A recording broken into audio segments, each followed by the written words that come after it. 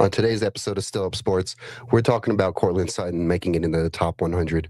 We're talking about Jaylen Waddle and his Super Bowl comp, guys. I mean, his superhero comp, guys. And then besides that, we're talking about some disrespect from ESPN, and I'm getting tired of their lists, guys. We're getting pretty fed up about their lists over here. We may have a crash out hour on ESPN. We'll see, guys.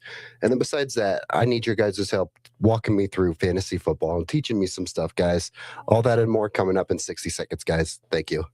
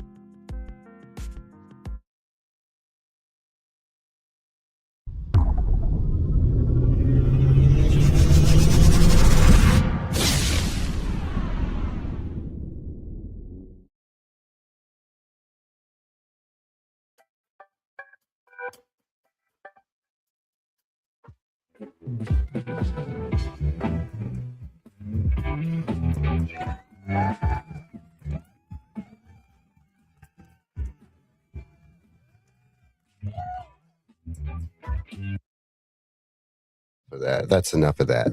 All right. I'm your host, Cody Chapa. Welcome to episode 18 of Still Up Sports, guys. How are you guys doing? I hope you're having a wonderful day.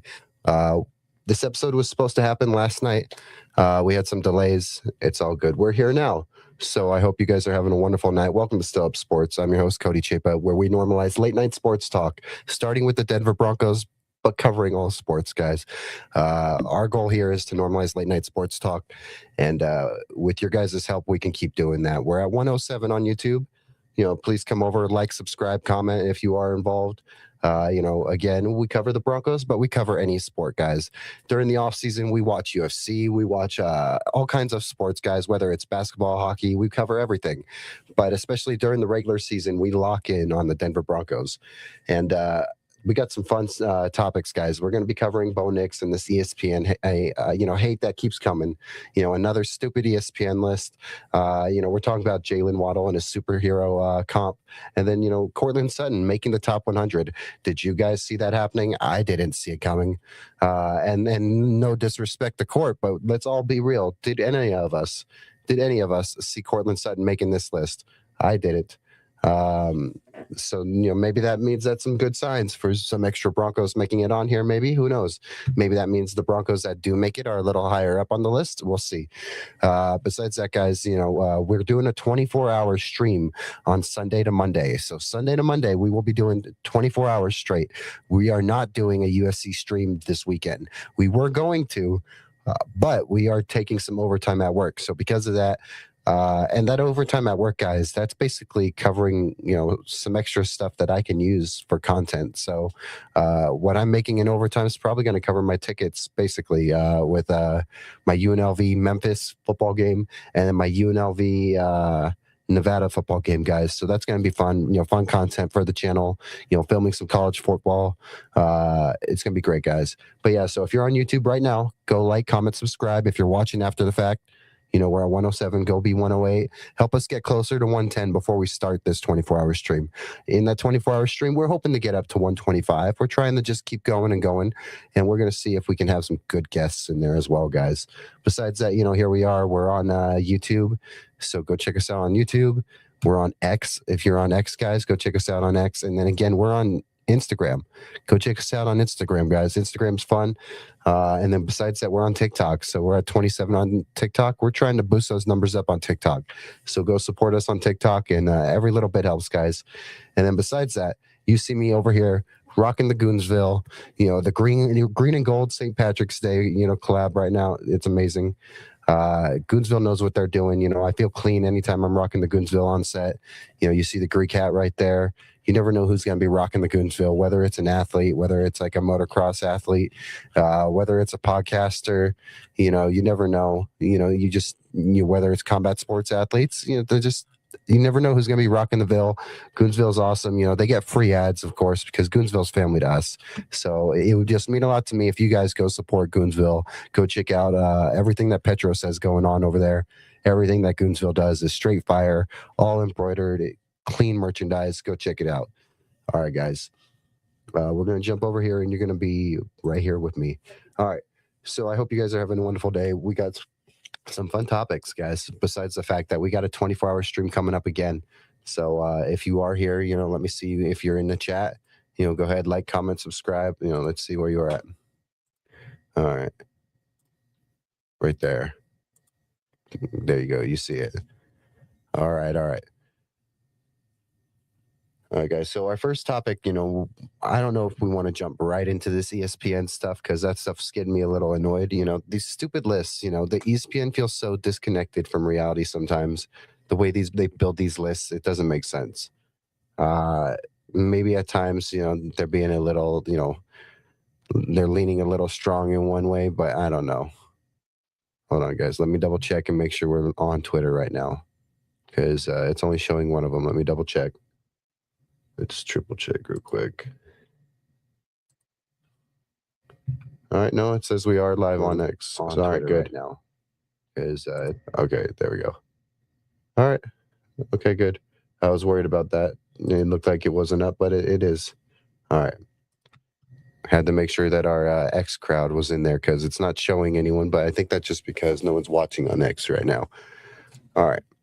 So, guys, if you want to know what has been on my mind recently, we're just trying to work our way through camp. We've been talking about, who some of these superhero comps are for just anyone on team, whether we're talked about some personnel and Davis Webb and Sean Payton and Davis Webb, whether we've talked about, Pat Surtain, I think Pat Surtain is your Spider-Man. He's so sticky, so he's got that spidey sense, what you want out of corner, it's so great.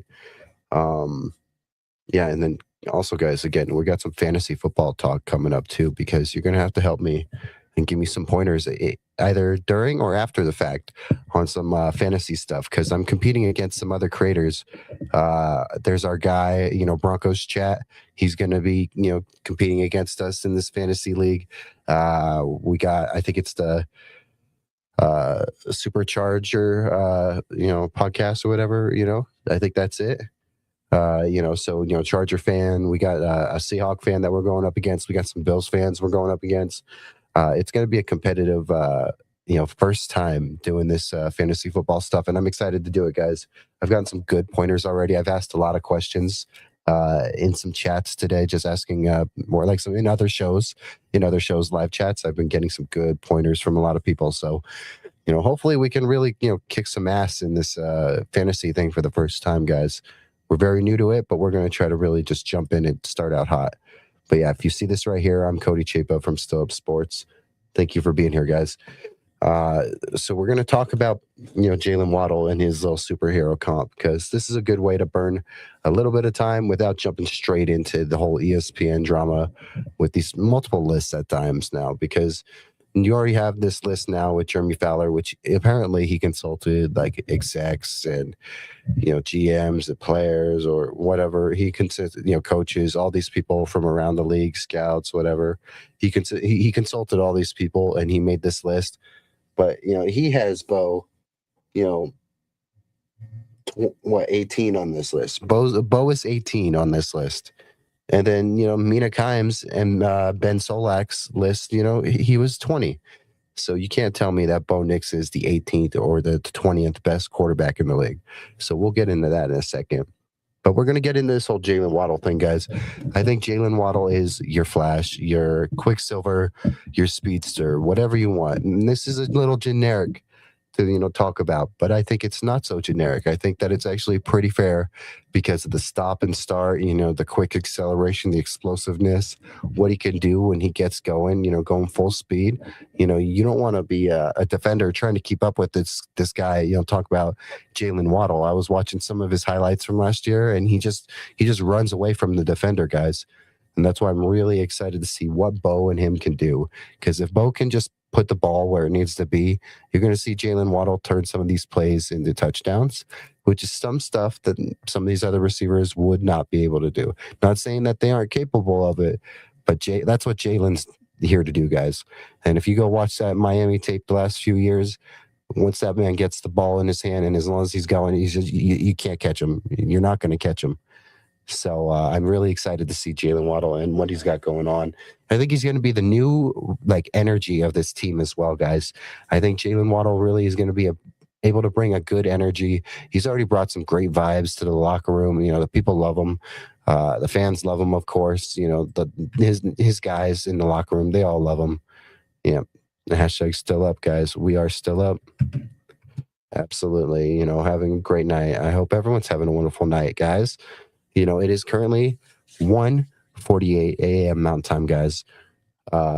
Every day, I just want you to know, with this production, we're going to keep growing and getting better. But I hope you guys think the production value's all right. We're going to keep getting there. But right now, I'm excited because this is my first year even trying to cover the team. And the fact that in my first year of covering the team, we get a guy like Jaylen Waddle on the team, that's awesome. I think I'm pretty lucky to have Jaylen Waddle popping in. I was thinking Flash also. Flash, Quicksilver. He's got to be the speedster. And I don't think that it's a generic choice. I think it's the most fitting choice. We've heard all these guys at camp, the Zach Stevens, all these, the Mike Klisses, all these guys at camp talk about how fast he looks. And we have fast guys on this team. Troy Franklin is fast. Marvin Mims is fast. We have fast guys on this team. But you got these guys out there who are in the building, or at least we're at OTAs, we're at, mandatory mini camp. They were there and they saw the speed, the stop start of, the acceleration, the explosiveness of Waddle and what it could be. So for them to see it and say that it's a different type of speed, that's pretty exciting, guys. And that's why it's fair to think he's the Flash. Will he tap into the speed force? Probably, honestly. I think he does when he pulls away from defenders. I love watching his tape. That's all because of the pulling away from these defenders. Or you just see how he gets open. It's just because, he's so quick and shifty, let alone, the stop-start speed. He's just so tough. And again, they were using this term during camp, he makes every route look the same, which is because of the fact that he's just so fast and so good, you don't know what to expect. I'm really excited for Jaylen Waddle and what he's going to mean for this team. He's really going to open up stuff for this tight end room. Whether you expect this tight end room to play a big factor this year, hopefully it can play a little bit more of a factor than it did last year. But I think Jaylen Waddle opens up that tight end room. I think Jaylen Waddle opens up stuff for, JK or especially RJ Harvey out the backfield. He really opens stuff up for Courtland, just like Courtland, vice versa, does it for him too.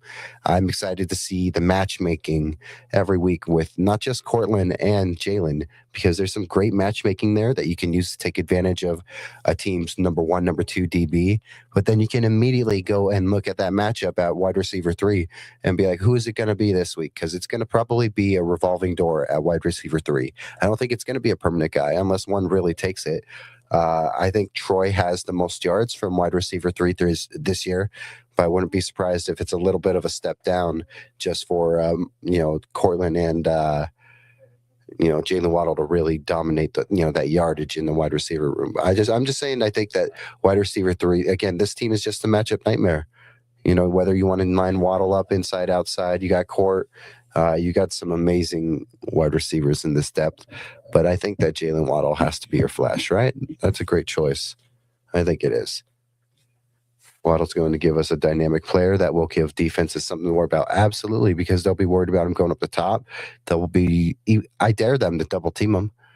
I dare him to double team Waddle because what are you going to do with Court, and what are you going to do on the other side? I think that this tight end room will be more productive. Do I think? Uh, do I think that you're going to get a Evan Ingram that's going to go for 900 yards, almost 1,000 yards? Absolutely not. Do I think maybe you can get 6, 7 something out of there? At least maybe a little bit more like red zone targets. Maybe. I don't know. I just would love to see more production, whether it ends up being Ingram or who knows, maybe it's Jolly. It's not going to be Caleb Lohner, guys. Caleb Lohner is going to be the unfortunate, 3 to 4 year, just practice squad tight end that just fades off into oblivion, guys. I just can't. I hate to say that. Safeties will have to play back, and you'll give our backs exactly, yeah. And that's why I'm really excited for like RJ. I'm excited for year 2 RJ because we saw what he did last year. I think he's primed to step up this year, and you don't want him to be RB1. You want him to be RB2 at all times because that's when he's going to be truly his best and take advantage of other teams when you got a guy like JK or Jonah Coleman, running it down their throats in the beginning, guys. I think that when you have JK or Jonah, even though I am not high on this expectation that everyone thinks J.K. Dobbins is going to play a full year uninjured, I just don't believe it. I think no matter what, he's going to get banged up just because that's what history says. And I don't think this is the year to say, oh, history's going to revert itself as he's getting older and older. I just don't think that's the case. I think J.K.'s going to have a good year, a great year. Maybe he'll play longer than he did last year. If he does get banged up, no matter what, I would assume you'd probably want it to be ideally early just so he can come back and be ready for the postseason in the playoffs. But then that means you got to throw in Jonah early. And is Jonah ready to go in early? Because then you could impact what happens with, it can impact what you have going on with J.K. Dobbins. With RJ Harvey. RJ Harvey is perfect to be your like straight up perfect, RB2. But if J.K. goes down early, like early, you probably get RJ getting some of those reps a little more than Jonah. But if it was me, I just force feed Jonah those reps if JK goes down. I think he can handle it. I think JK's great. And I think that ideally, if he gets banged up, you want him in for the end of the year. But whether it happens, who knows? We don't want it to happen, of course. We're rooting for JK to stay healthy and prove us all wrong and actually, play a whole season uninjured. I really think this year is going to be special. Every one of us just, put on the blue and orange, contact lenses, the blue and orange glasses right now, guys. Don't you feel like there's something special about this year? I know we said that about the last few years, but something extra special about this year. Doesn't it feel like it? To me, it does. I really feel like there's something special about this year. I just think this is the year they get it done. And maybe I'm wrong. Maybe I'm right. I hope I'm right.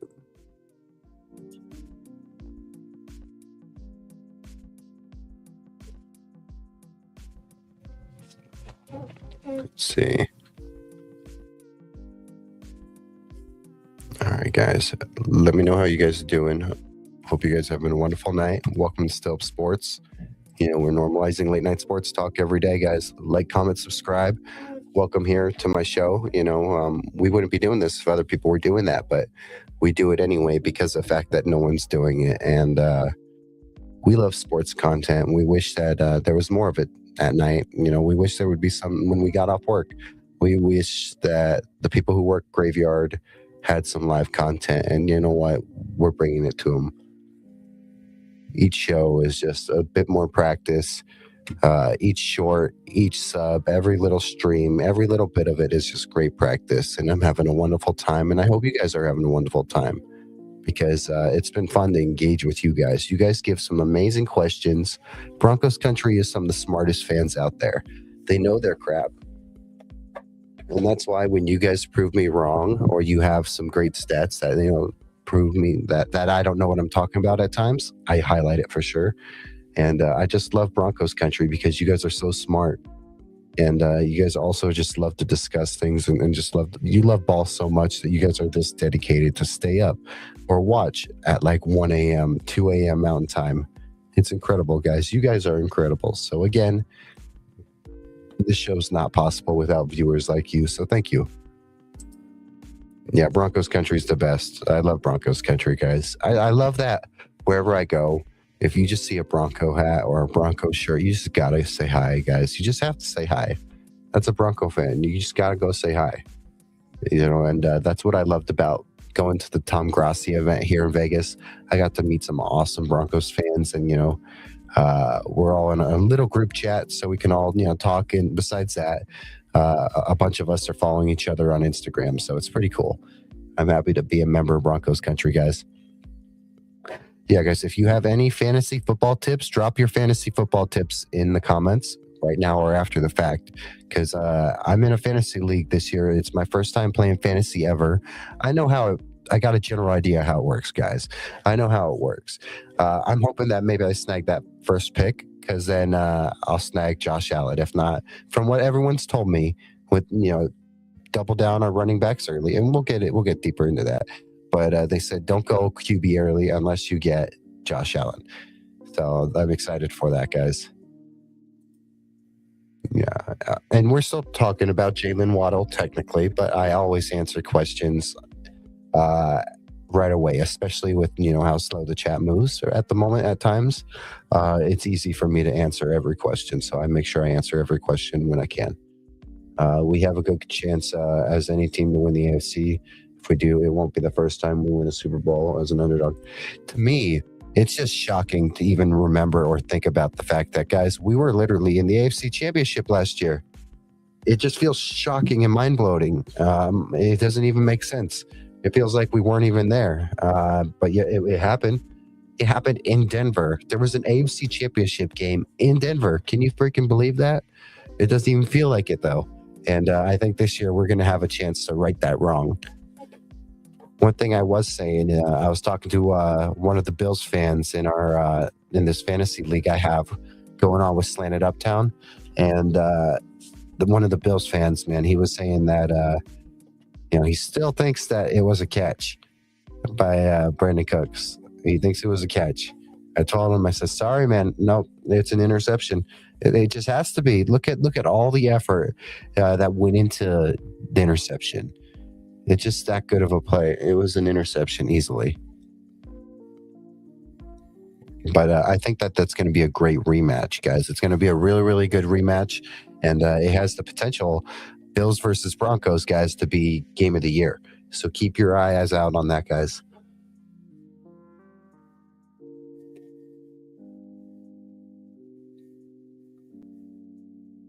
Yeah, guys, here. Let me open this up real quick, just in case if you are joining us for the first time and you're watching after the fact or right now. But, we are at 107. We're going to do our 24-hour stream, our third 24-hour stream, guys. We're going to do our third 24-hour stream this Sunday. This Sunday, going into Monday, will be our third 24-hour stream. That's going to be fun, guys, because we're just continuing to try to chase these subs and get more people involved with late night sports talk. I continue to grow with each pod. We're only 18 into this, but if you think about it, it's like 19 because we did like a 0.5 episode, and then we've done 2 UFC watch alongs. That's cool. On top of our 2 24-hour streams we did, those are all fun, and we're getting better. Like, I'm learning to crank out some clips now from the shorts. From our streams, I'm learning to crank out some clips. So I'm learning every day, guys. And this production, the quality of the show, it's just going to keep getting better. I'm going to keep getting guests on. I put the invite out. I invited some of these creators. If you want to hop on late at night right now, let's do it. And, we'll see. I posted that on X. Let's see. First thing I do when I join the league is I go over to the settings. It is points per reception. That's a great question. I don't know. There's not much league details yet. I just know that it's a 10-man league and they just filled it today. So they're in the process of making everyone's logos and names. And then besides that, I believe they're going to give us a day when the draft happens and stuff.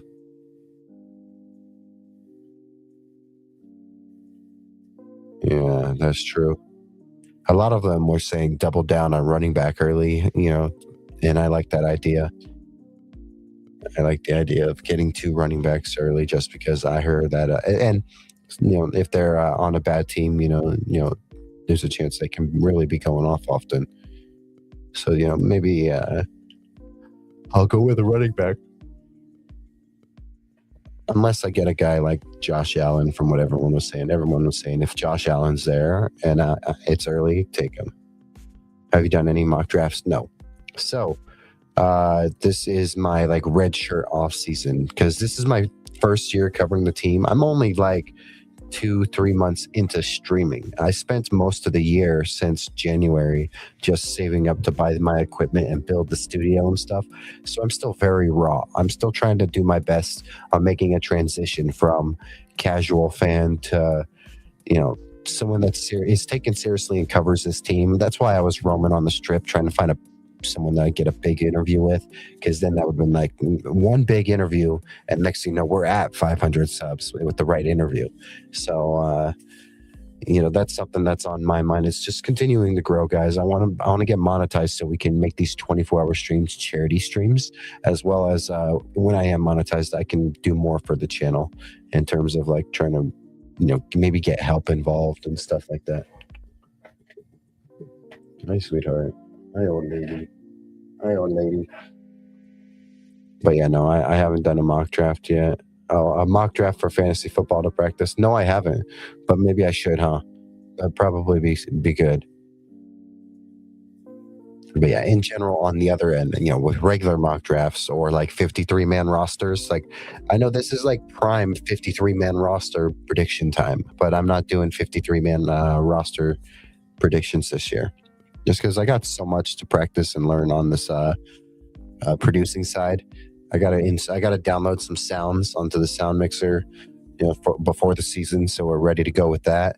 I gotta really, continue to get my phone number out to some of these guys. I'm in a few Discords now. I'm in a few group chats and stuff like that, but I need to get my phone number or my information in this stream key. I got to get the stream key out to these guys so we can really lure some big cats. I'm gonna DM someone right after I get off this stream, and I'm gonna say, hey, I'm doing a 24-hour stream this weekend, Sunday to Monday. Would love to have you pop in. We're gonna do our best to snag some people, because I would love to have half that stream completely filled with guests. So at least 12 hours of the 24 would be great.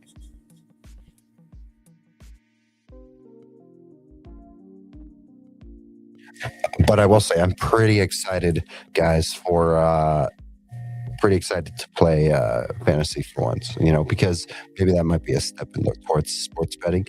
And, sometimes if you bet the right way, you can really make some good stuff off that.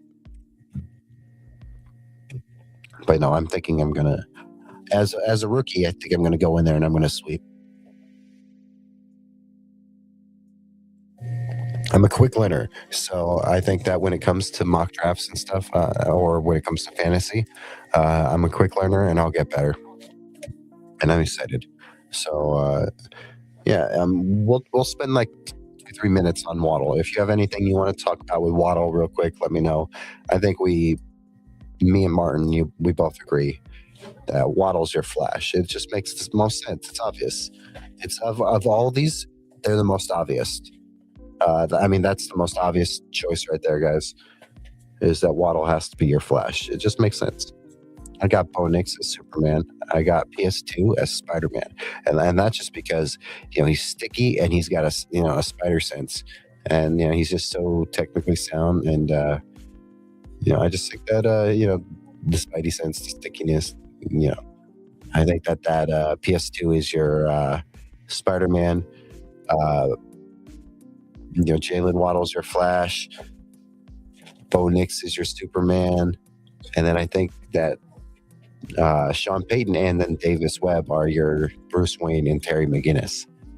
That's just what I think. Waddle. Absolutely. Yep, Waddle. And I'm so excited for Jaylen Waddle, guys. He's going to change this team. He really is going to be this new energy for this team, guys. I'm really, really, really excited. I can't say it enough. We haven't seen that kind of energy in a few years, maybe since Emmanuel Sanders. I'm really excited for it. Yeah, guys, here you go. Like, comment, subscribe. You know, right here, 107. Help me hit 108. We would love to hit 108 in the next day or two, because when we do our 24-hour stream, we're going to have a goal of 125. So we're going to try to really, get at it. That's why we're going to do some shows with some other creators and then get them jumped in and stuff. It would be nice to really see if we can keep making progress towards our goal before the season starts. So then maybe during the season with those watch alongs, we can maybe fill in those subs that we need. So hopefully a good chunk of the season, maybe we can reach monetization, because that would really help us with our growth. And it would help us with some of the things we can do with like StreamYard and stuff like that. Because StreamYard's expensive, that's on top of the other stuff that you need, like NFL Plus and to watch all the games like with all 22 and all that stuff. So, there's always a membership or something. And what I'm quickly learning with this is that, that you have to pay for this membership, or you have to pay for this, or you got to watch this and do that. So, yeah, any sub helps. That's all we ask for is subs, comments, and likes. Because a like and a comment really, helps. Same with subscribers. But likes and comments also really help, because it really says like there's some engagement going on here, and I respond to every comment after the fact. So if you leave a comment, it really helps, guys. Same with liking and subscribing. So again, here we are. You see us on all these platforms, guys. So go check that out. But yeah, we're gonna jump off of Jaylen Waddle right now. I think that was a good little discussion talking about Jaylen Waddle. Being your flash, it's very fitting. Everyone is doing the 53-man thing right now, but it's way too early. Yeah, no. So I rather just, and so something that I'm struggling with when it comes to, yeah, we haven't seen much about Jolly and Bentley. Just like with Murdoch and York, I'm excited for Murdoch when he is in pads and he's going like game speed.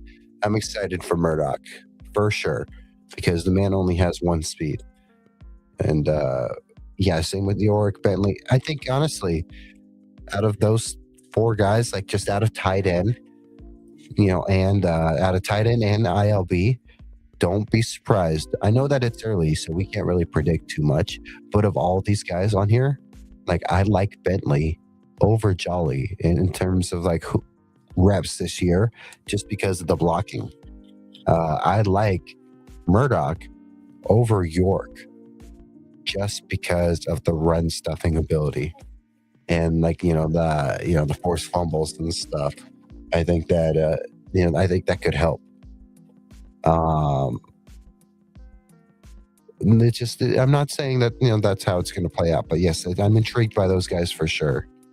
But my issue that I'm having when it comes to covering sports and the Broncos is I don't know if I have it in me to just put out a video every day that makes no sense, or just is going to have zero value 2 days later, because it was just like, oh, it was a little bit of hype and it works. I know that getting more and more content out and more shorts and more reactions to things and stuff helps, but half the time none of this stuff really comes to fruition. And I think it's kind of easy to see what is smoke and what's fire. And when it comes to some of this stuff, guys, some of it's not even worth talking about or reacting to, let alone doing a short or doing a video on. And there's so many people that can do that and do it actually pretty good, that they know how to make videos on these guys that may or may not work. And they're very good videos and shorts. I don't think because of what I do and how I do it, I don't think I'm the guy to kind of just go out there and make like predictions off of stuff that just don't even feel like genuine or real. Maybe that will one day cause me to, be a little late to reporting to something, but I'm not bothered by reporting this on something late. We're a late show, guys. So I'm not bothered by reporting something a little late. We're getting to this Courtland Sutton news 3, 4 days, 5 days after. We're getting to it late. And then, one day late because of, our issues yesterday. But, my point is that we may react to some stuff and, break down some of the stuff a day or two later than it happens, but that's perfectly fine. especially with how young and early we are as a channel. Any little thing we can just get better at helps, and I'm not too worried about being that guy that may have reacted something a little later. But no, when it comes to talking about like just content and stuff, I'm not that kind. I don't think I have it in me to just throw out like 5 shorts a day off of speculation, or making videos off of speculation. I can go off of predictions or what I want, or what I could see happening, guessing. But just then there's speculation, and I don't know if I have it in me to make or put effort in the content that just feels like speculation, when there's so much more I could be putting my time and effort in when it comes to learning and growing as this goes. Because I'm trying to make this as professional as possible. I want to have a radio, at least like a phone call in line, so you guys can leave voicemails. That's something that I want to line up soon, is so you guys can call and leave me a voicemail, and I can play it if it's appropriate.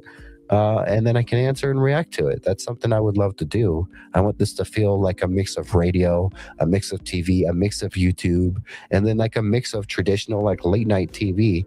And that's where like the monologues come. And that's not something that I'm going to be doing until probably during the season or a little into the season, because there's still so much that I'm getting better at. If I had one or two other people involved, whether they were making posts or helping me with like this or that, it would help. But it's really just me, and I'm throwing myself headfirst into all aspects of this channel, and streaming and writing and producing, and so I don't have time, I think, to make I guess clickbaity, you know, uh, videos like that. So like a 53-man roster at this time feels unwarranted, because we're not even at camp yet. So none of this stuff makes sense, I think, because we haven't heard anything since minicamp. So there's no new news. So uh, just like when it comes to mock drafts, I think a mock draft in the final, like all mock drafts should be within 1 week before the draft, and you should only be allowed one. If you want to do two, and you do like an early, I think two is fine, I guess. So you can do one right before the draft, but then as soon as the draft ends, you have a week to do, or 2 weeks to do your early mock draft, whatever, something like that. I just think mock drafts, they're overly played, just like 53-man rosters. When it comes to content, sometimes that happens with trades or signings, or who we may want to, with speculation again. I don't know if I'm going to make speculation type content at times, because it's just way too early to speculate anything, especially in this period of off season. That's why this is the period where it's fun to talk about stupid stuff, like who their superhero comp is.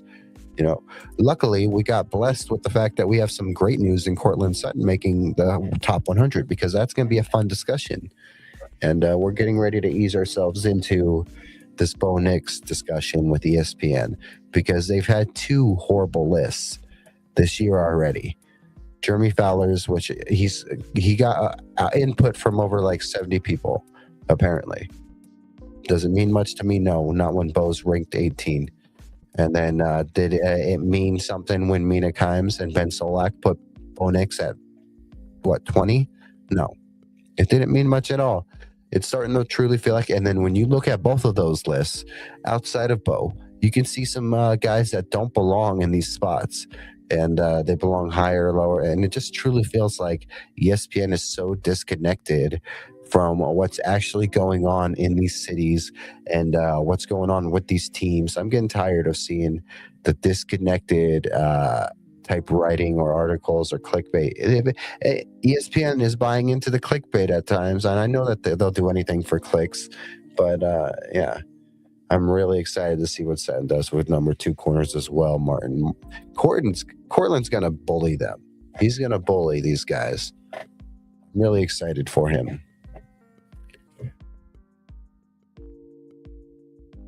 The great thing, Martin, is that, with Courtland Sutton, being against some number 2s, and there will be weeks where Courtland still draws the number 1 just due to size. Like, There was times where the number one receiver, and let's say when you had that no fly zone team, guys, like when you're facing, Antonio Brown and the Steelers, you're like, oh, this is our number one corner for this matchup is Chris Harris, not Keith Talib, and that was the fair. And there was only one time really where I think Brown got it over on him. But my point is there's matchups each week where Courtland's wide receiver one or Jalen's going to be wide receiver one. So both of them are going to have time to exploit number two corners. And, I think that there's some matchups where Jaylen may take the opposing team's number one because the defense may think that their number one corner matches up good against Jaylen due to size. So they'll put up a backup who's a little bigger, maybe against Courtland and just throw, another safety over or something. I don't know. But I don't know. I really do think that both Courtland and Jaylen will have their opportunity to take advantage of number two corners, especially just because of, the mismatch. And that's not counting, again, what you could get from these running backs, these tight ends, the wide receiver three, whether it's Pat Bryant, whether it's Marvin Mims, whether it's Troy Franklin. It does not, it changes so much when it comes to these matchups. And, Courtland, if they really want to put a number two corner on him often, let alone a small corner on him, Courtland's going to eat him up. Courtland's just getting more and more savvy with age, guys. He's becoming more and more of a savvy vet. Give him a year or two, and I need to check those yards, for him, with the Broncos. But he's creeping up on those receiving yards all time for the Broncos. I'm not saying he's going to get number one or two, but he's getting close to like 3 or 4, I think. Courtland has every year he gets more and more like a savvy vet that knows something more each year. The man knows what he's doing. So this is just going to be great to see, not just what Courtland, because Courtland 1 week may draw the number one, corner just because of his size. So then you may have Jaylen Waddle out there against number two corners. That just sounds amazing. Because then I'm just like, man, let's see those quick slants. Let's see those screens. I know we didn't like all the screens that we got from Sean Payton. I was at the Broncos-Raider game in Denver, and there was a little kid 4 seats away from me screaming, "Stop throwing screens." And I think that this year you're going to see the screen game still be utilized, but be more effective and used in a more efficient manner, hopefully. That's what you want. Yeah, thank you guys for popping in. Thank you, Martin, again for popping in. I love seeing you pop in, man. You're awesome. Yeah. So, again, you won't see a 53-man roster prediction from me, even when it gets close, at least this year, just because this is my red shirt off season. So I'm too busy trying to learn other stuff as well. So no 53-man roster prediction. But if you ask me a name, I'll tell you if I think they do or don't make it. I'll tell you that. That sound fair? All right.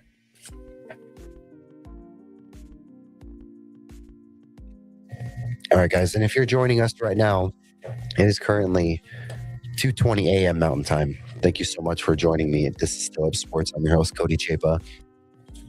We are here talking about Courtland Sutton right now. And yes, he's a great red zone guy. So is Waddle. Absolutely. I don't want to see Will Lutz getting, as many kicks as he, has gotten. We don't want to see Jeremy Crawshaw going out there and punting as much as he has. And part of that, and a way to prevent that, is taking these plays to the house, having that yak. And this is what I love about Waddle. It just, you go on and the film and watch Waddle, it's like a yard after catch, wet dream. The man has great yak. The man can just pull away from defenders. It is so amazing to watch him catch a ball and just separate. It's so great. I love watching it. Man, I can't wait to do this 24-hour stream with you guys on the weekend. I'm gonna make sure I'm well rested and prepared for that one. It may be a little harder than our first two. It might go better than the first two. The first one was very tough. The second one was actually a lot better because of some good prep, hydration, sleep, extra sleep, maybe a nap right before as well, good food, stretching. Those 5 minute, 10 minute intermissions to go to the bathroom, to run up and down the stairs. Do something like that. Pop the back. It gets a little easier to do. It gets a little easier to do 24-hour streams, and I do apologize, guys. For the yawn. I'm going to be working some overtime tomorrow, and I'm already dreading it. But it's worth it, guys, because that overtime is covering, our ability to go to 2 UNLV games. We're going to go to UNLV versus Memphis, and we're going to be going to UNLV versus Nevada. Which is incredible because the tickets were like $40 or 40-ish each with ticket insurance. UNLV has some good tickets, good games. There's a few games that are a little pricey, like UNLV versus North Dakota State. I wanted that one, a little pricey. I wanted UNLV versus Cal State Bears. That one, a little pricey. So the two I really, really wanted to go to, I couldn't go to. There's UNLV versus Wyoming. I wanted to do that one, but I think I'll be in Denver when that's happening. So no to that one. So we're getting UNLV Memphis, and then we're going to get UNLV versus Nevada. So we're going to be at the Battle of Nevada, which will be awesome. I'm there for the college football vibes. I'm there for the vibes. If you look on social media, Allegiant Stadium is at its best when UNLV takes over, and it's just black, red, and white everywhere, and it's UNLV colors, because that's when Allegiant Stadium actually looks really cool, because it's a huge venue that is still, even though UNLV football has gotten better, and the Mountain West is,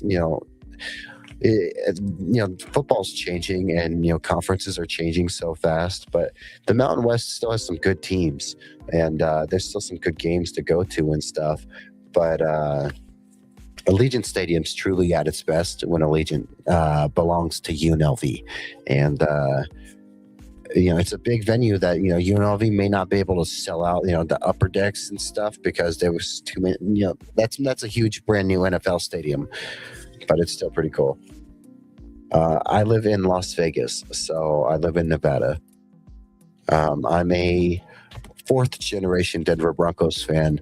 My mother was born in California. Her mother was born in Cali, and then her father was born in Ray, Colorado. So going back to my great grandfather is where the Broncos roots and the Colorado roots go. I'm just a Nevada native. And I love Nevada. I love the Southwest. I love the desert. Love Nevada, Arizona, Utah, New Mexico. I haven't even been to New Mexico, and I would love to go to New Mexico still. But I love Colorado. I'm going to be back in Colorado too. So I'm just focused on my Denver trip. That's why sometimes I'm going to take this overtime on Saturdays. And that's why even leading up to or during the season, as long as I don't have a sporting event planned for that Saturday, I may skimp on a few UFC fights just to get some overtime, because I'm planning this Denver trip still, and the Denver trip's going to be fun because we got one other game we're going to do here is Broncos Raiders, and we're going to get the cheapest seats possible for Broncos Raiders here, so that way I can put more into making sure I get better seats for me and my mom in Denver, because we were in the 500s, and I think there's a chance we're going to still be in the 500s, but I don't want to be in the corner. I want to be at least more central, with a good central view of the field. But we're just trying to focus on that stuff. So that's why occasionally I may give up a Saturday, one or two at least this off season, or going into the season still, of covering stuff. And most Broncos games are all on Sundays, of course. We got a Black Friday game against the Steelers this year. I won't be able to cover that one probably. And then we got a Thursday night football game. I won't be able to do that one. Besides that, Monday, Sundays, Saturdays, anything like that, I can watch and react to. So, I'm going to be able to cover most of the games. And then besides that, I'll be in Denver for a Broncos Chiefs game. I'm going to bring the laptop right here. I'm going to probably be giving away this mic to my friend Adam, just so he can start streaming, because I would love him to stream with me and to hop on here. Uh, Besides that, I'm going to bring this. I'm going to bring the mini mics. I'll probably have a new tiny webcam by then too to take. If not, I think the laptop will do just fine. It's just, and I think I'll find some places in Denver with good Wi-Fi for me to stream and stuff. So I won't have any issues with that. Um, let's see. But yeah, I live in Nevada. I live in Las Vegas. I work the 4 p.m. to midnight shift. So because of that, I get off work at midnight and I want to talk about sports all the time. Let's see. I live about 40 minutes from Santa Clara, so I'm hoping to make the Broncos-Niners game. That would be a great game. When I did my Broncos schedule prediction, I have the Broncos losing to the 49ers and to the Chargers, because I think that's it'll be a Chargers game, then a 49er game, and they're both in Cali. And I'm like, that's, if there's games that Denver's going to lose, those two may be one, especially because it's the 49ers early before they're banged up. It's the Chargers early before they're banged up, so I think that, I think that those two are real, actually sketchy games early on in the season. But no, I hope you get to make it to that one. That would be fun.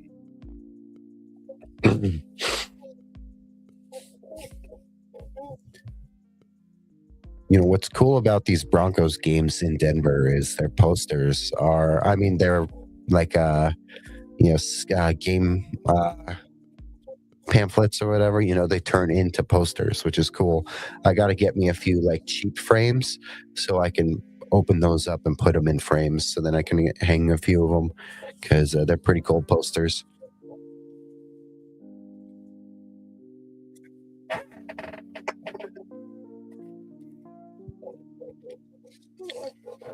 Oh yeah, so we are talking Bo Nix, these stupid lists, guys. If you guys have paid attention, uh, ESPN has kind of screwed Bo twice this year on these lists and these rankings.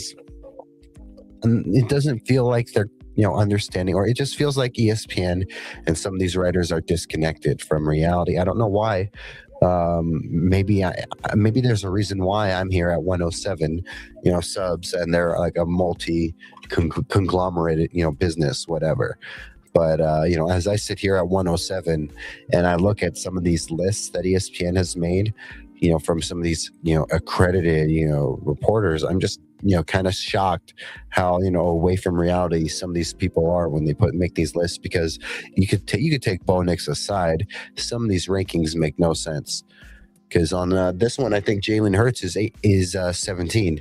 I don't think Jalen Hurts is the 17th worst quarterback.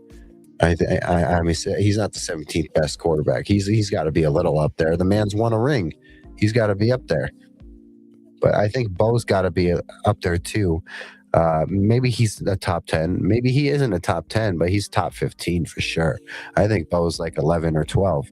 And I think that Bo, in his 2 years, guys, let's talk about Bo for a second, because, in his first 2 years, man, he has easily gotten, the most wins out of his, the quarterbacks from his draft class. He's got the most wins. You look at his yards, and they're similar to Williams. He's got similar stats to Williams, but I think he's more clutch than Williams. I think that he's going to do more. And I mean, he gets it. In his first year as a Denver Bronco, guys, Bo Nix ended the Denver Broncos playoff drought, a 10-year drought. He ended that drought. And then Bo Nix would go on to get this team one game away from the Super Bowl. Everyone knows that AFC Championship game goes differently with Bo Nix out there. Bo Nix absolutely smokes the Patriots in that game if Bo Nix is playing. So, the man has done so much with so little time. and he continues to get more resources and more time. I expect Bo Nix to break out for a year three. That's going to be big. He's going to go from a good to great, or great to elite, whatever you want to say. Bo's taking that next step. He needs to go over 4,000 yards. People are complaining that Bo did not hit 4,000 yards last year. Look at the drops that Bo Nix's wide receivers had. All those drops, how many hundreds of yards, or at least 2, 3, maybe 400 yards of drops were left out on the field because of bad drops, no catches. Bo doesn't make them mistakes. No, I think Williams is talented. Williams has talent. He just needs to rein it in. And Bo has a little of that to do too. Bo needs to be a four-quarter quarterback, not a fourth quarter quarterback. But if you ask me am I taking in the fourth quarter, it's Bo. And that's because he's got the clutch factor. I saw, and I love Shelby Harris, guys. Shelby Harris is out there saying that, he thinks that, he was defending Lamar Jackson. Some people think that Lamar Jackson is better than Bo Nix. Yeah, Lamar Jackson has won an MVP. But here we are 2 years in, and Bo's gotten his team one game away from a Super Bowl. 2 years in, Bo's ended his team's 10-year playoff drought. Lamar can win MVP this year if he wants. That's not going to help the Ravens win in the playoffs. That's not going to help them, get over the playoff hump that they struggle with. The Broncos have, at the moment, guys, unless it happens this year, the Broncos have no playoff struggles. They get better each year in the playoffs as of last year and the year before. There's some teams that when they get to the playoffs, the Cowboys, the Packers, the 49ers, the Bills, when they make it to the playoffs, guys, what happens? They got 1-2 good games in them, and then they fizzle out. The Broncos in their first 2 years, I understand that was not the way you wanted to lose in the wild card against the Bills, but that was their first we're coming moment. To go into the wild card and lose to the Bills that way, in Bo's first year. This year, we saw what happened with this team. This team is really dangerous, and they brought back mostly everyone, and then they've added extra talent. Bo's only going to get more comfortable. This is year 3 with this team, and why I'm excited for Troy Franklin is this is year 5 with Bo. Bo and Troy are going to be going into year 5 together because they spent 2 years at Oregon together, so that's exciting too. But I just really think Bo's primed for a huge year, guys, and people need to respect it and expect it now before they're surprised and shocked when it happens. I think our coaches need to encourage Bo to let loose early. We play too conservative and early. I think that's where Davis Webb comes in. I think Sean Payton gets too cute at times. This is why I'm excited with Davis Webb. I think that Sean Payton loved the screen game, and I think Davis Webb is going to utilize the screen game. But I also think that Sean Payton gets a little too cute at times, and maybe this is just one of the other many reasons why Sean gave up play calling. You could see that he was questioning himself at times during the year with his own play calling, but then he would still call some ridiculous, stupid stuff. And I think that Davis Webb is gonna, again, he did not install a whole offense. He just added some tweaks, and I think those tweaks are going to make for a faster, more efficient offense. And I think with a guy like Jaylen Waddle, if you want to get Bo going early, get him loose early, to have him throw 1 or 2 slants to Waddle, and Waddle take it for 20 yards or a touchdown, throw some of these, early quick passes to Waddle or get it out fast, that's going to build the confidence real fast. Waddle is perfect for building Bo's confidence and getting this offense moving early, guys. Let me move this up. Go like and subscribe if you're watching. Let's get to 108. But yeah, guys, I think that this whole offense. The reason there's so many factors with Bo being primed for a big blow up year, and why ESPN fails to see this, I don't know. even if the Broncos win a Super Bowl, I have said this before, even if the Broncos win a Super Bowl, they're not going to get the respect until they do it back to back, because everyone's going to say it was a fluke. You got some people saying that about how the Seahawks won this last year. They're saying that it was a fluke, or it was luck or whatever. So even if you win a Super Bowl, no matter what, no matter who your team is for the most part, even if you win a Super Bowl, there's always going to be people saying, well, this happened and that happened, so that's why they made it there, or that's how they won. So this team's not going to get respect unless they become a dynasty. And so even if you win a Super Bowl, that's not going to be enough for the national media at times, probably. Maybe for some of them, but not all of them. For local media, absolutely. Absolutely, one Super Bowl does it, and makes you like, oh yeah, we're here. But yeah, no, I think they want to do some of this stuff. It makes no sense. For the record, guys, on this list they had Drake May, Caleb Williams, and Jayden Daniels above Bo Nix. Is Bo Nix better than Caleb Williams? I think we came to that conclusion here in the chat, right, Martin? I think we came to that conclusion that we think Bo is better than Williams, because Bo doesn't make dumb mistakes. Bo's clutch, and he knows how to come back. He's made one or two bad mistakes, but every quarterback makes one.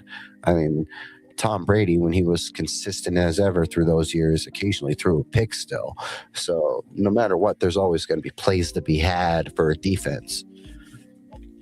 I'm doing my best not to crash out on ESPN and calling these guys some names or something. I'm just really disappointed how it feels like they're not in touch, guys. Jordan Love is ahead of Bo Nix on this list. Do you think Jordan Love is better than Bo Nix? Jordan Love in 2 years has not gotten to an NFC championship. Bo Nix has. Do you think that Jalen Hurts is better than Bo Nix? Maybe you give it, Hurts the advantage because of the ring, but there's something about like the play and the quality of play. It makes people wonder and think. Maybe Jalen Hurts is better. I'll give it to him just because of the ring. But do I think that Daniels, Williams, or May is better than Bo? No. May had an easy year last year with that schedule. Everyone knows that New England had an easy schedule.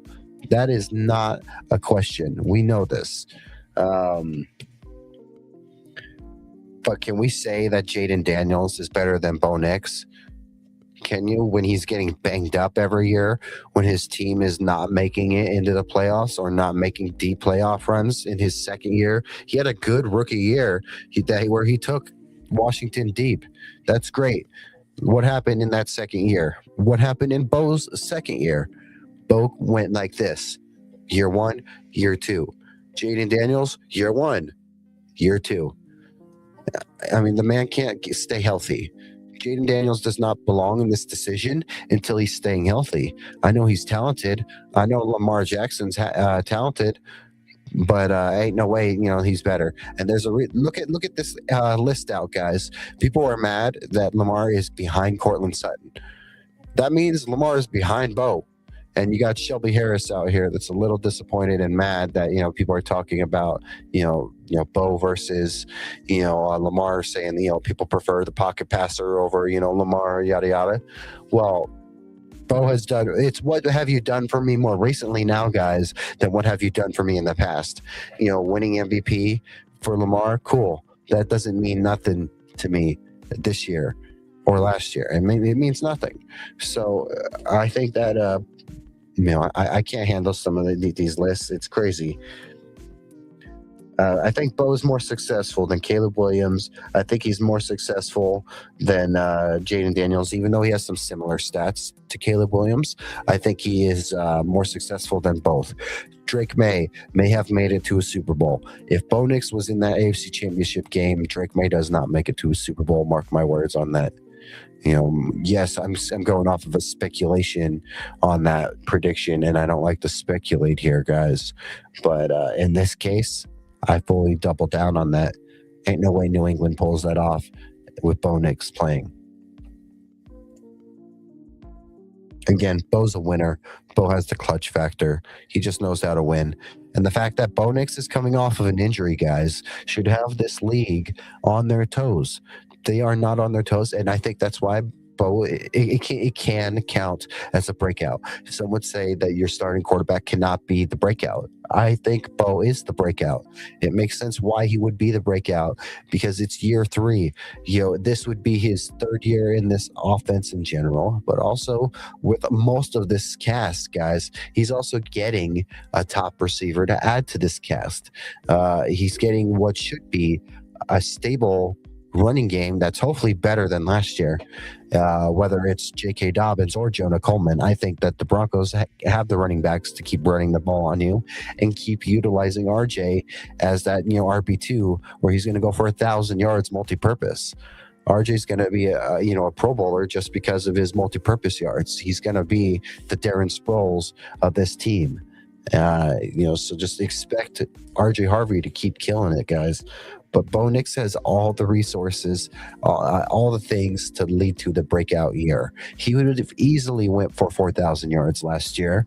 There were some drops that prevented that. And I think Bo Nix easily goes for 4,000 this year, in my opinion, especially if you can get some of these short passes that go to the house. Those are all extra, yards for the QB still, guys.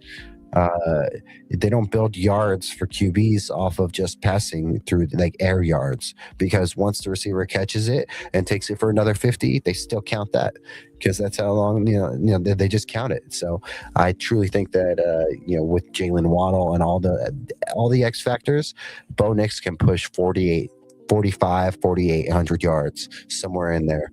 I think that you see him go over 30 touchdowns. He needs to go over 30 touchdowns, and I think he does it. I think he goes for 3,800. 38 touchdowns, 36 to 38. I think he goes up on touchdowns.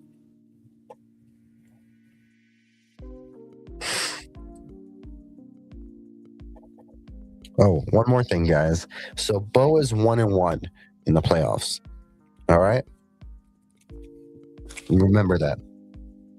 And Bo is how many years into the league? 2. All right.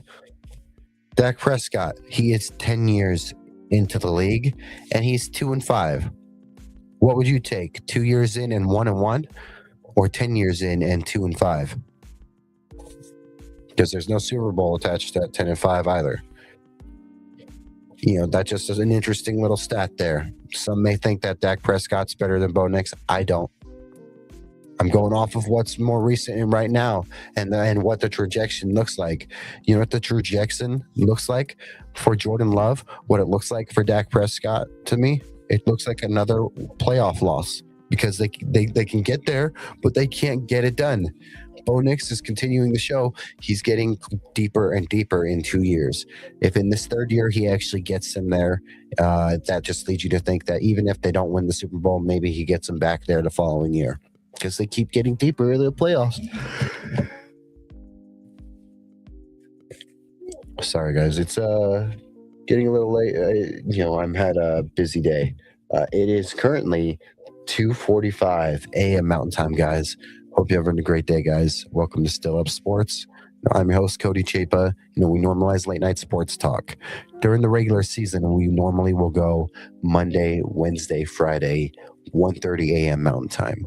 But here in the off season, things are always subject to change. Things are different, especially with the 24-hour streams coming up on this weekend and next weekend before camp gets back. And I'll be happy when camp gets back, so then I don't have to do those. But also at the same time, I'm excited to maybe keep doing them. We want to maybe keep doing them just so we can keep pushing to get some of this these subs to really help us keep going and pushing for 500. We will earn and hustle for all of these subs, because we need to earn your guys's subscription. It is not something that we just take lightly and expect.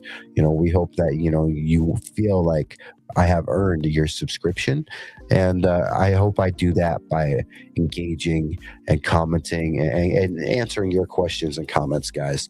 Again, I did say in the future we have plans, so we do have some early plans for a call-in line. That call-in line, you would leave a voicemail. That is something I want to have up and running before the season starts. So hopefully before the season starts, we can at least have, oh, she's happy. Nice, sweet lady. She's purring. Yeah, so hopefully before the season starts, guys, the goal is to, yes, now you can hear her purring. Mm-hmm. Nice, sweet lady. Hi. Sorry, guys. It's easy to get distracted when you got a cat by you. Very easy. We're gonna work our way off of Bo soon, so get your questions, comments in about Bo right now, guys. I love Bo, but do you think that Dak or Love wouldn't be able to win with our team? Likewise, can you imagine Bo throwing to Lamb and Pickens? Okay, and that's a very fair and fun way to discuss this and talk about this. So let me move this. I'm still reading it, and I still got it on the side. No, I don't think Love or Dak gets done. Dak has an amazing team right now. He's had some amazing teams in front of him, and no matter what, he hasn't gotten it done. Dak has had 10 years, and maybe he does it if he has our coaches and everything, but he doesn't. Bo has them, so that's why I think Bo does it, because we've seen maximize more with these resources in 2 years than we've seen Dak maximize what he's had all throughout those 10 years. And he's had some good teams in these 10 years, guys. Let's not sleep on, like, he had a good Amari Cooper out there. He had some good teams out there. He had some good teams that he was really productive with and putting up some good points with. I give Jordan Love more of a chance than Dak to win with the Broncos team. If you were to put Dak or Jordan Love on the Broncos, I think Dak fumbles it or doesn't get it done. I think Jordan Love still has a chance just because he still has more to prove. Dak has had good offense, but not a defense like ours. No, that's true. He hasn't had a defense like ours. And the defense is a great X factor for sure. Do I think that? I think that Dak lacks the clutch factor that Bo has, if that makes sense. Not that he can't be clutch, just I don't think he has the as clutch ability as Bo. Maybe you tell me if that sounds wrong. I just think that in 2 years you've seen more to be positive of Bo than in 10 years with Dak. And if you were to put them on teams and do these hypotheticals, maybe it changes some things. But in this case, Bo's the one with this team and with this defense and with these coaches. So I think because of that, Bo has a better chance to be better than them, in my opinion. Yeah. No, and that's the one thing I would say we haven't seen from Dak is that clutch gene. Bo, we've seen it a lot just in 2 years. And we've seen how good it is because it's gotten us. And Bo had his best game against Buffalo in the playoffs, absolutely. But, and that was a game that got us closer to the Super Bowl, got us to the AFC Championship game. When Dak Prescott plays in the playoffs, I don't see that clutch gene. When Jordan Love plays in the playoffs, I don't see that clutch gene. Does that mean that they don't have it? No, that doesn't mean they don't have it. It just means they haven't displayed it. And they're getting older and older, or they're lasting longer and longer into the year, and into the league, and still not showing it. They're just becoming great regular season QBs and not really getting it done in the postseason. Whereas for Bo's trajectory in this 2 short years, it's insane. So with Bo, there is a lot of, prediction based, picking when it comes to that. Like, you're predicting how you think it can go, but that's just because the graphs for Bo would show that it's just getting better and better. Whereas those other guys have gotten good and maybe, fizzled off, or have gone down, if that makes sense. Hope that was a good answer for you. Let's see. We got 5 people watching on YouTube, guys. Make sure you like, comment, subscribe, all right? Do your best to help me out. We're aiming for 125 by the end of our stream on Monday night, when we do, because the 24-hour stream is going to be on Sunday into Monday.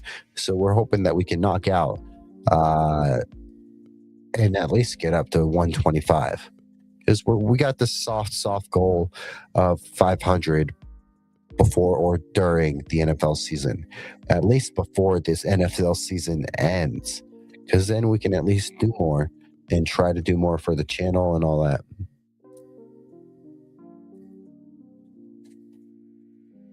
Let's see.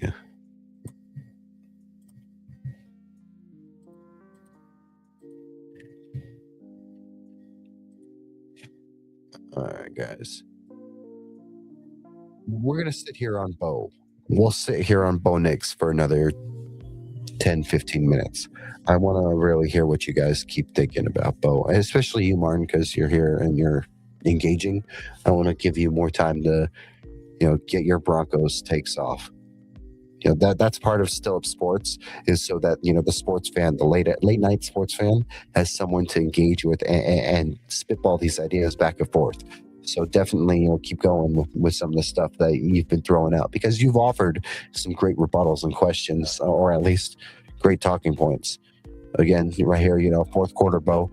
I love fourth quarter Bo. Fourth quarter Bo is the clutchest quarterback in the league right now when it comes to the fourth quarter, in my opinion. Does that mean, that's great? No, because ideally you want Bo to be a four-quarter quarterback. You want him to deliver in every quarter, and then when he needs it at the fourth quarter, he's still pulling out. And that's what you want.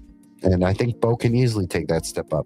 I think, again, getting Bo, the ball early and getting Bo comfortable early, I think that plays a big factor when it comes to I think that getting Bo the ball early, getting him comfortable early is not that hard. I think it's just a matter of, especially when you have guys like Waddle and some of these playmakers now that can take advantage of the short passes, that, you can definitely probably get Bo going early with, some of these guys that can take advantage of the yard after catch, especially Waddle. Yeah, guys. So when we go to Denver, I'm thinking, so when I see Benny Fowler, should I get him to sign something Broncos related again to put in here with the jersey? Or, part of me was thinking maybe I should get like something like Michigan State and have him sign it, so then I can put it in there with the Michigan State thing. I'm not sure what I should do. But I want to get something Broncos related. Just like when I go out to DNVR, I want to bring something that I can get all the DNVR crew to autograph for me, because I'm a DNVR diehard. I got my tattoo. I'm a stan for DNVR, man. If DNVR needed me to do anything, I got them, because, DNVR and All City brought my love for sports back in a dark time during COVID, because before COVID, I watched Mile High Huddle, and I loved Mile High Huddle. I still respect and love watching Mile High Huddle. But during, let's see, here we are. Yeah, so I would watch Mile High Huddle, and then COVID hit. And, when COVID hit, I lost my job and all that stuff. So,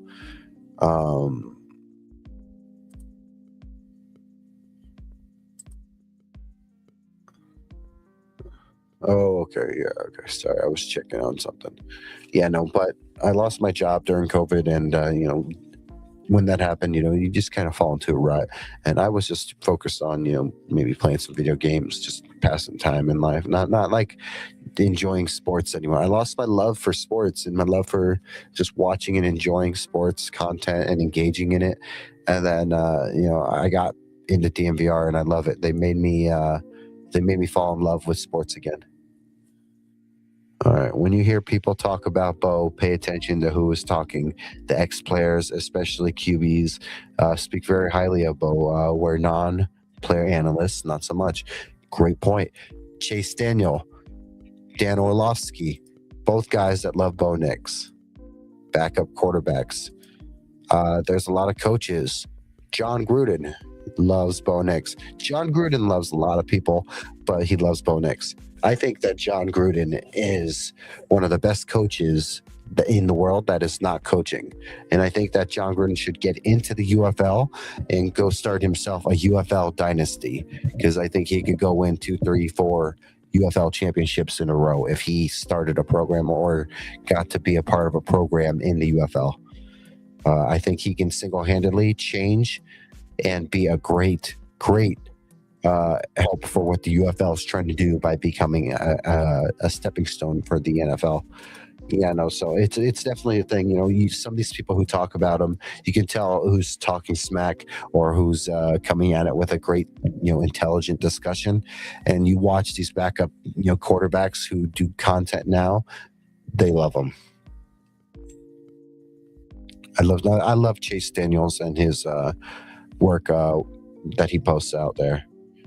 Yep, Bo is definitely a Gruden grinder. Absolutely, absolutely. Gruden loves Bo Nix, but everyone has respect for him. It's these analysts, and so like Jeremy Fowler, he said he talked to like 60, 70 different people.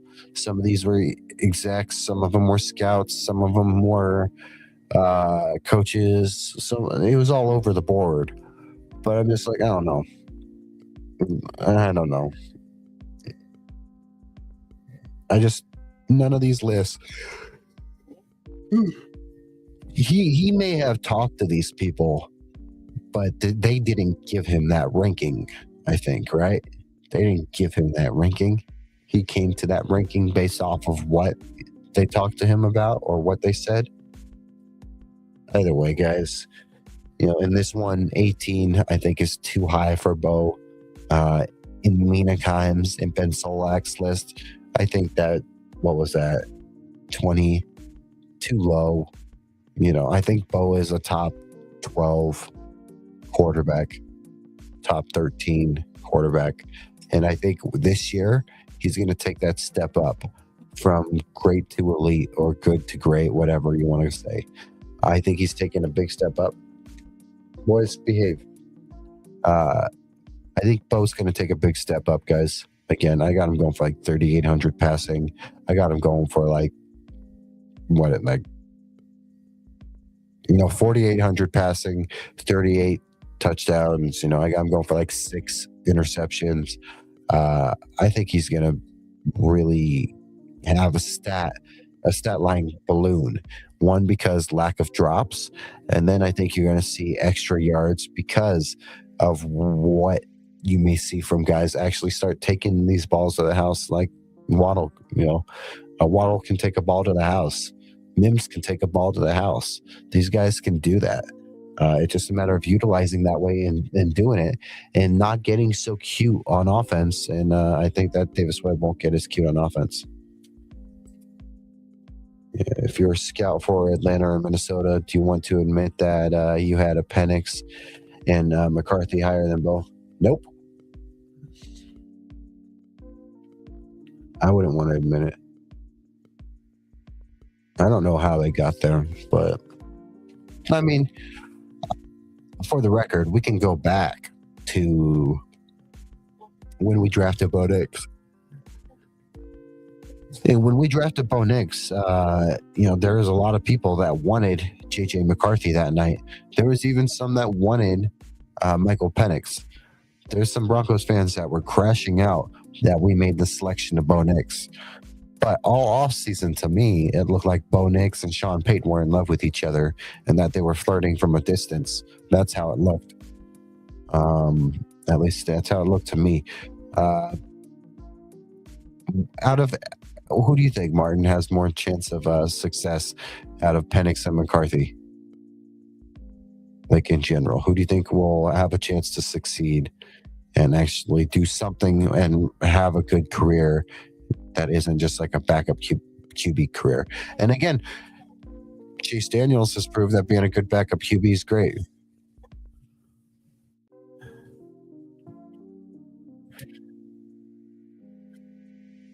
Yeah, no, absolutely. But yet the players will probably say that. The former players will. The coaches will.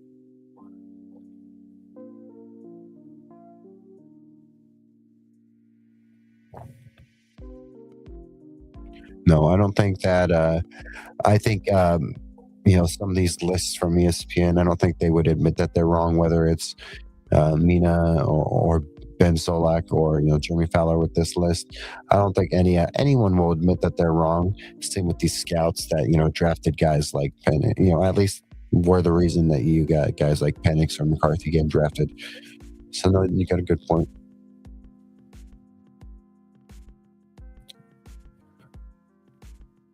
Yeah, Penix will probably be a good.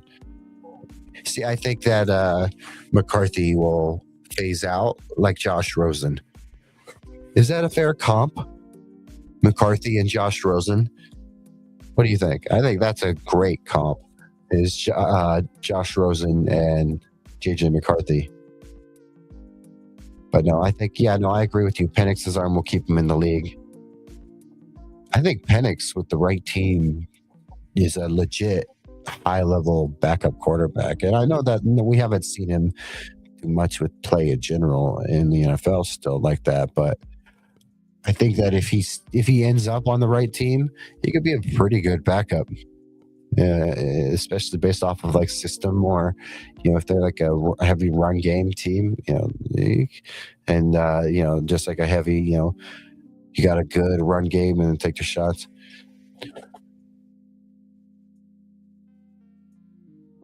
I think Tua and Murray will start on their respective teams over these guys. No, that's true. I think Tua definitely starts over Penix, and I think that Murray starts over McCarthy. I don't think that Kevin O'Connell has that, big, he does it again, with Kyler Murray, though. I think Kyler Murray will have a good year. He's going to be probably similar to an Arizona year. I just don't think Kyler Murray is going to take that step. I know Kevin McConnell's done it a few years in a row with different QBs. I think this is the year it doesn't happen.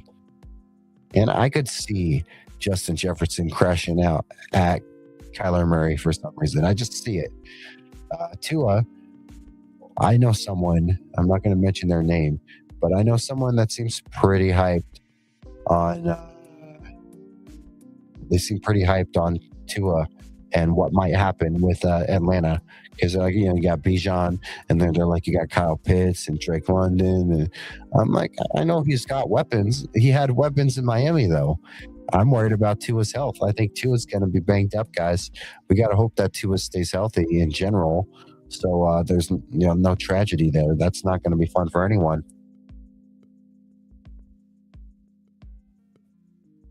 Yeah, guys, if you're joining me right now, it is 3:05 a.m. Mountain Time. Welcome to Still Up Sports. I'm your host, Cody Chapa. Thank you for being here. Thank you for being still up, guys. No, that's a fun conversation, though. Tua and Murray. I can really see Justin Jefferson just crashing out because Kyler sucks. Minnesota's defense is so good. No, that's Kyler has a better chance than Tua to succeed, in my opinion.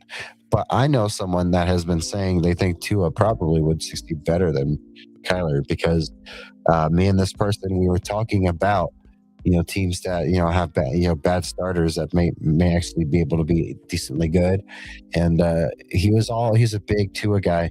He says that Tua just needs a fresh scenery, And I wouldn't be surprised if you see Tua come out and have a good few games to start the year. All I'm saying is that Tua's had a world-class offense before, and he hasn't gotten it done. So I don't know if he gets it done now. But sometimes guys need a new change of scenery. But I am leaning more into Murray being more productive. It's just with that division, I think that that division's going to go Chicago, Green Bay, Detroit, and then Minnesota. I think Detroit's going to be good. I think Green Bay's going to be good. I think Chicago's going to be good. So I have Minnesota falling fourth in that division. It's a tight division. That's reminds me of the AFC West a little bit because it's a doghouse of a division. These teams are going to eat each other up in the playoffs. I'm not in the playoffs. All throughout the year, they're going to eat each other up when they play each other in these matchups. So a similar vibe with the NFC North as with the AFC West, in my opinion. But I think, let's see. No, it does. It fits really well with what Atlanta wants to do, and it could fit well. He could have a good job, but again, what happens when he takes a big hit and he's out with a concussion? I think that's something. I think that's a big reason. Besides the fact that they think that Miami, for two reasons, probably for health, but two because they just thought that Tua can't get them over the hump, and I don't know if Tua gets them over the hump. I don't think it's Penix either, though. I think that, in my opinion, Atlanta needs a new QB no matter what. I think Tua is a placeholder for a QB, and I think Tua is a placeholder for a QB in Atlanta, the same way that Malik Willis is a placeholder for a QB in Miami. I don't know if that makes sense. That's what I'm thinking there.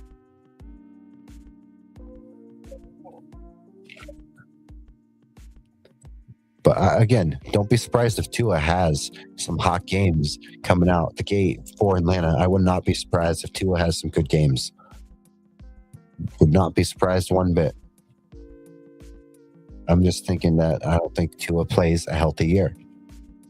Tua Tagovailoa playing a healthy year of football is just about as expected or unexpected as J.K. Dobbins playing a healthy year of football. Neither of them are going to probably happen. Both of them will get banged up at one point. J.K. is the better football player, of course. So, all right, we're going to move off of Bo Nix, guys. We're going to jump into Courtland Sutton, and we're going to talk top 100. Let me know if you're in the chat right now. Let me know if you are watching after the fact. Did you have Courtland Sutton even making the top 100? I didn't have him making the top 100. It wasn't even a thought. I didn't think that they would give him his love that he deserves. He does deserve it. I didn't think that he would even make it on this list.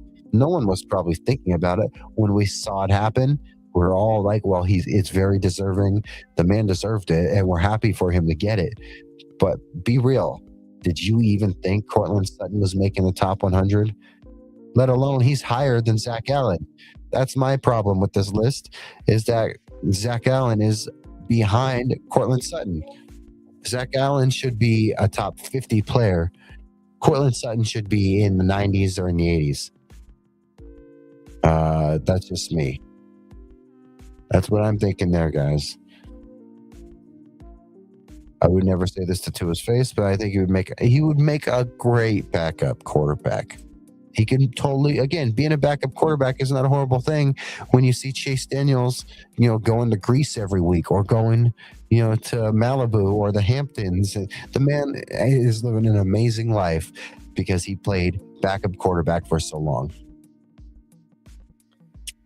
What are you doing? Behave yourself. Behave yourself, little dog. Come here. Oh, we got a dog, guys. Look. We got a dog on camera. We'll see what he has to say. What does he want to say? We got a Chihuahua on camera, guys. He's mixed with some other stuff, like Terrier and Jack Russell. But look at this little face. He's a Broncos fan. He's a Broncos fan, too. Look at the dog. Look at the dog. Round of applause for the dog.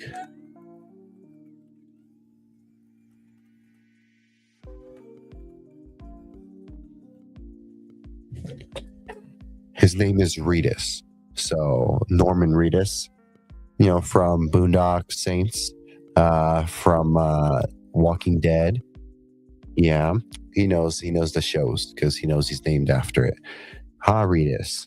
Reedus. Yep, good boy. Yep, he's a Broncos fan. He's got a jersey. And whenever the Broncos start losing a game and it gets ugly, I almost always find where he is and I throw him in that jersey. And I hope that it turns the tide in the game. Sometimes it helps, sometimes it doesn't. But yeah, we're going to let him go do his thing. Hopefully he just behaves. But it's nighttime and the cats are nocturnal. So this is the time of night where the cats are running up and around the house, playing with toys, being crazy. So because of that, he's trying to go crazy too because the cats are going crazy. If I was not streaming and I was laying in bed because everyone else is laying in bed, he'd be laying in bed too. But because I'm up and then the cats are up doing their things, he's just got all this extra energy. But he's a good dog. We'll make sure we get him in his jersey and get him on screen for the regular season. So yeah, guys, we're getting into Courtland Sutton. Martin, did you even think that they would even consider Courtland Sutton for the top 100? I know we think that he's deserving. A lot of Broncos fans think he's deserving. Did you think that the NFL was going to put Courtland Sutton in the top 100, let alone at 68? Pretty crazy. I'm not superstitious about anything except Broncos football, so put him in that jersey every time. Absolutely. No, when it gets bad, I throw him in the jersey, and he does it. What, you want to really come back? Come here. You can sit here. All right, you just got to behave. As long as you behave, you're good. All right. We'll sit him up right here. There. So he can be on screen more. He likes to be on screen. Look at the dog. I didn't. I didn't think that they would put him on the top 100 either. And I think that that may be a good sign for some of the other Broncos on this list. But do you think that Zach Allen, because Zach Allen was deserving, right? So do you think Zach Allen should have been much higher than Courtland? Do you think they should have been switched? Where was Zach Allen? What was it, 70 something? I got it over here.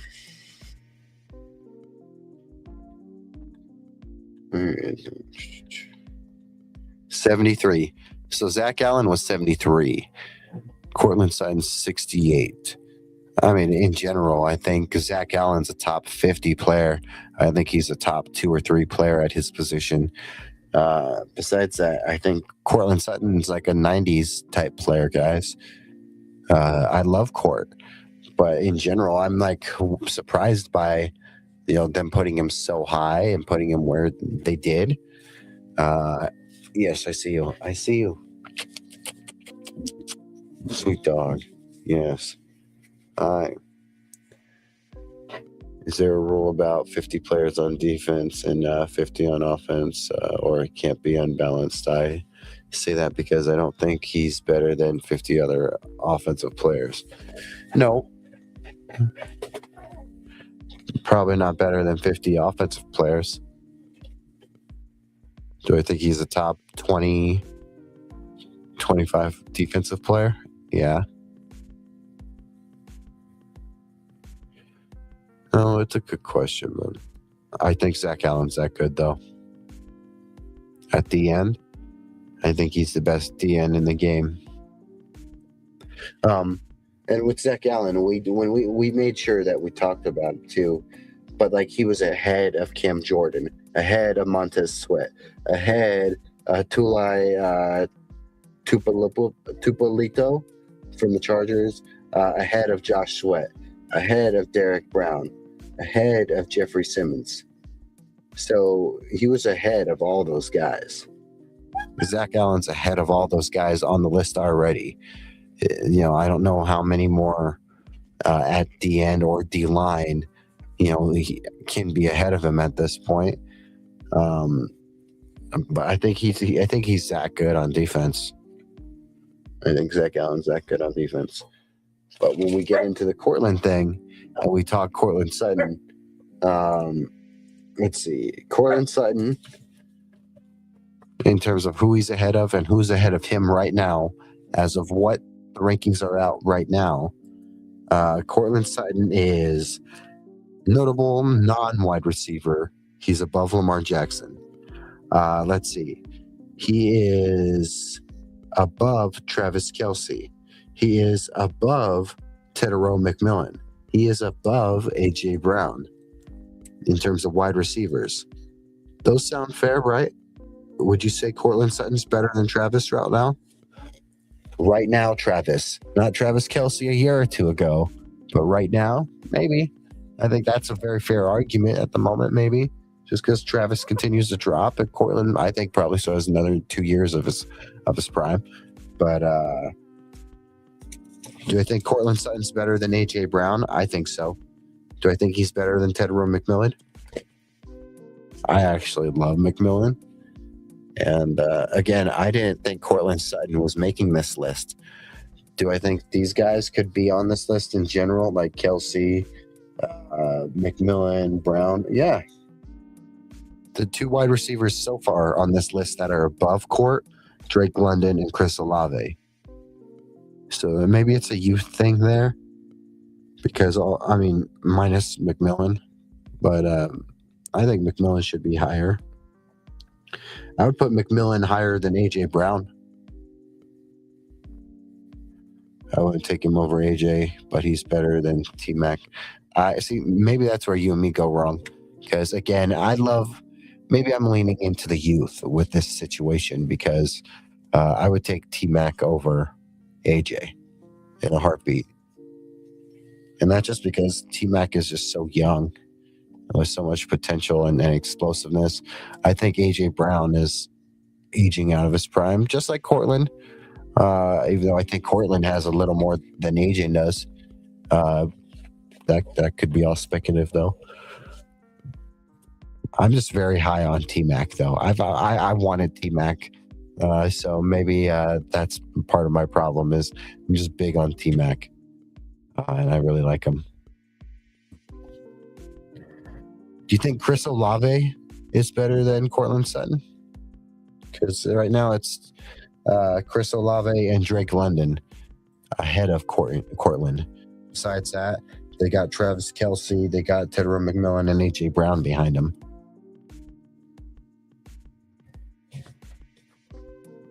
Nice, sweet old lady. We got a cat right here. She's once Bo Nix MVP. She's been saying it this whole time. Watch. You can hear her purring. She loves Bo Nix. She is all about Bo Nix. Oh, and look, we got a cat now. All right.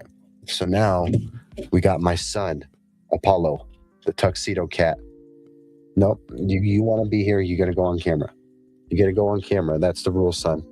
You want to be on my lap, you get to go on camera. All right, you can sit right here. All right, so now we got a cat. This is Apollo Creed. Apollo Creed, William Chapa. Here we go.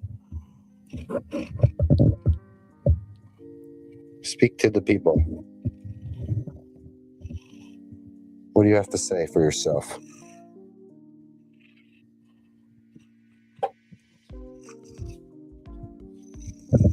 All right.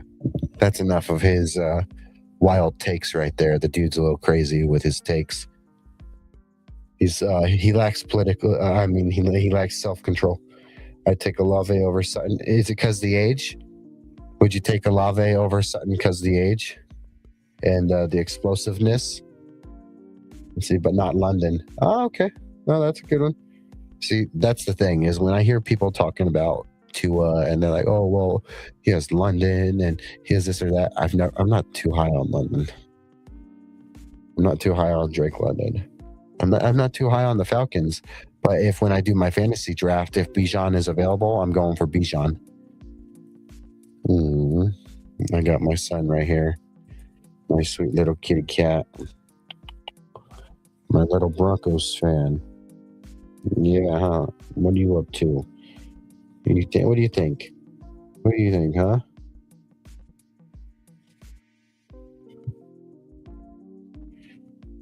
Or the explosiveness. Okay. No, I understand. Well, I mean, I would argue McMillan has more explosiveness than Courtland. And see, this comes off like I'm trying to find a reason to hate on Courtland, and I'm not. I just want us all to be understanding that none of us expected Courtland to be on this list. My son. He's my son.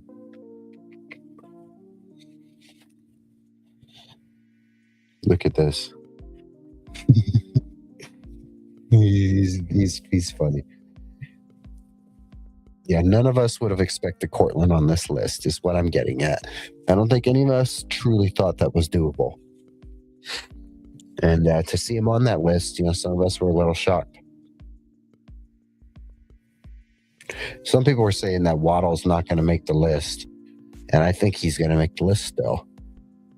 Even with the year he had last year, I think Waddle's making the list, because if this is a player's list, like they say it is at times, I think that they respect Waddle enough.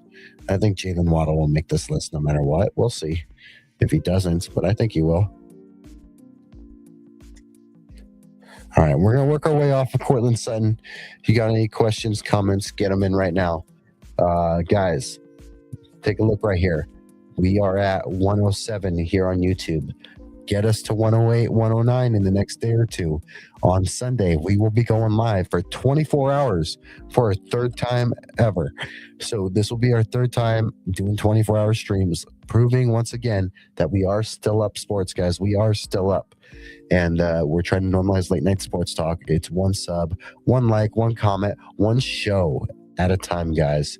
We're trying to go up, and hopefully at the end of our 24-hour stream, we'll be pushing 125, because we're continuing to really make this push and keep going. I know when we're in Denver, we're going to really tear it up. But we're really just pushing and pushing each day for a little more growth every day. This has been a fun show, and we're going to wrap it up with some fantasy football talk. So if you got more fantasy stuff, drop it in real quick. Besides that, drop your questions in so we can get to them. Again, my name's Cody Chapa, guys. We do late night sports talk, Broncos and sports in general. We're on YouTube right now.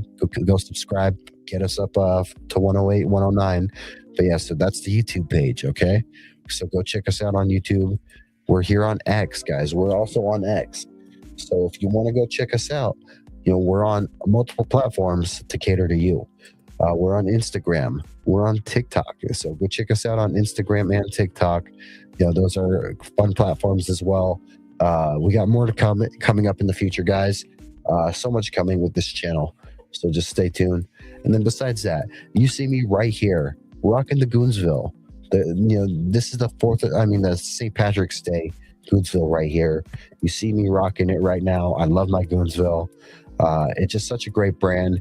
If you're a Golden Knights fan, if you're a CU Buffs fan, just go get you this black and gold. It just looks great, guys. Again, you don't know who's going to be rocking Goonsville, whether it's, combat sports athletes, whether it's the man himself, Petros, whether it's Devin Sellers or motorsports athletes, who knows? You never know who's rocking the Ville. You see all kinds of people rocking the Ville out here. Go support Petros. Go support Goonsville. Rocking with us since day one, being nothing but supportive and passionate and helping us as we chase this goal of normalizing late night sports, guys. This doesn't happen without the support from you guys and the support from our peers and our amazing friends who've truly given us kind words or motivation, or just given us something to try to be like or want to chase. So, just much love to them. Goonsville sets the standard in clothing, guys, and they're just getting started. So just wait till, you see what they got coming. Goonsville's never stopping, and Petros has some cool stuff on the way. So stay tuned for Goonsville and what they got coming, guys. And again, go over there, use that 10% discount that's right here behind me. Let's see, right here. Go use this 10% discount, guys. That'll cover your tax probably, but go subscribe, or go check out Petros on Instagram and Goonsville. Go check out some of this clothing and support him. Tell him Cody sent you, and just support another Bronco fan, amazing Bronco fan in his craft. We got nothing but love for Goonsville. You mentioned earlier that you want to pick Josh Allen first if he's available. Would you take a top running back or wide receiver like Gibbs, Bijan, Puka, or Jamar? I would go for Gibbs or Bijan, just because. So what everyone's telling me is that on QB, so like they said, most of what everyone's saying is go QB later, unless you get like a Josh Allen early. Besides that, they're saying like wide receiver, maybe can wait. They said that if anything, in my first like early few picks, they said I should try to double down on running backs, and I agree. So like I would go like Gibbs or RJ Harvey or Bijan and RJ Harvey. I think RJ Harvey will be my second running back I might take, and that's just because I expect him to take I expect him to have a great year as RB2. I don't think RJ's going to get banged up. I think he's in for a huge year. But even if I don't take RJ Harvey, I think you get the point. Is I would probably double down on running back early, and then I'll find my quarterback and my receivers and stuff at one point. But yeah, no, that's something I'm taking into account. I would take a Puka or a Jamar for sure, though, because you got a great point with Puka and Jamar. Those are probably maybe Justin Jefferson as well. The only three receivers that are going to really, really like produce fantasy. So that there is that. So that's a great point.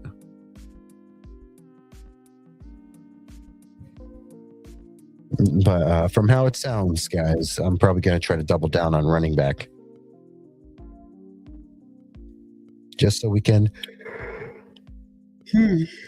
let's see.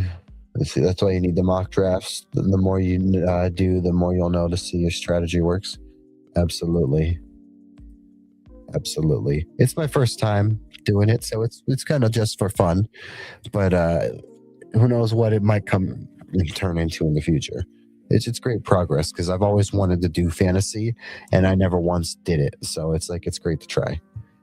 Here, guys. So again, we're on Instagram, X, TikTok, and YouTube. So if you're watching right now or watching after the fact, comment. I will respond to every comment.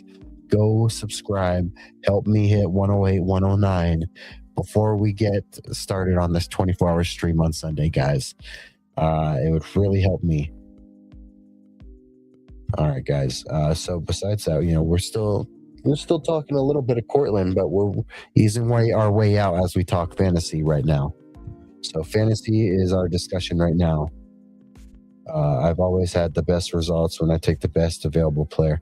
That's something like I got to keep in the back of my mind is BPA, because there's going to be some players that just because I may not like them or want them does not mean it's a bad choice. Like, would you say Brock Bowers is probably a good choice, like at tight end, Bowers or McBride, right? Like, if I could land one of those two, those are good choices. Are they worth going early over a running back? Maybe not.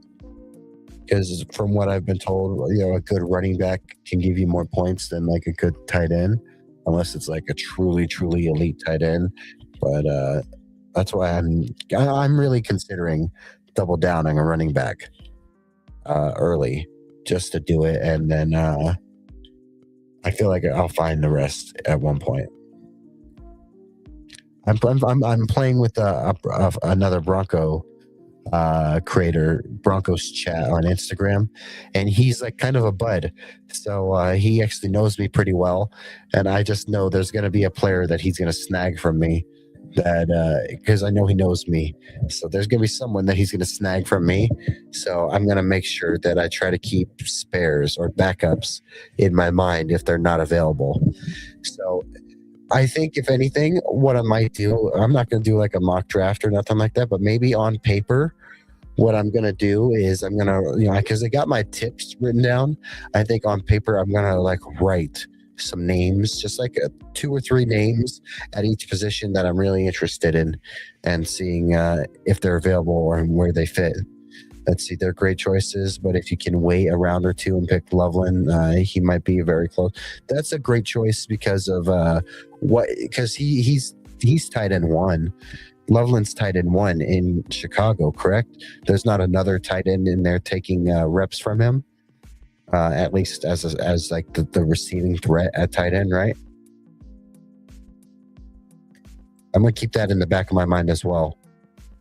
If I can wait on tight end still, just like the others, I'm going to really double down on the running backs because I might be able to make the bulk of my points come from these running backs, especially if they're really good ones. Like you said, Gibbs or Bijan. Is there any other running backs? I mean, JK, when he's good, when he's going, he just gets banged up. Maybe like Gibbs or Jamar. I mean, maybe Gibbs and JK or Bijan and JK. Those would be good options, right? Because from what I understand, you want to have the most points to win each game, right? Or each week or something like that.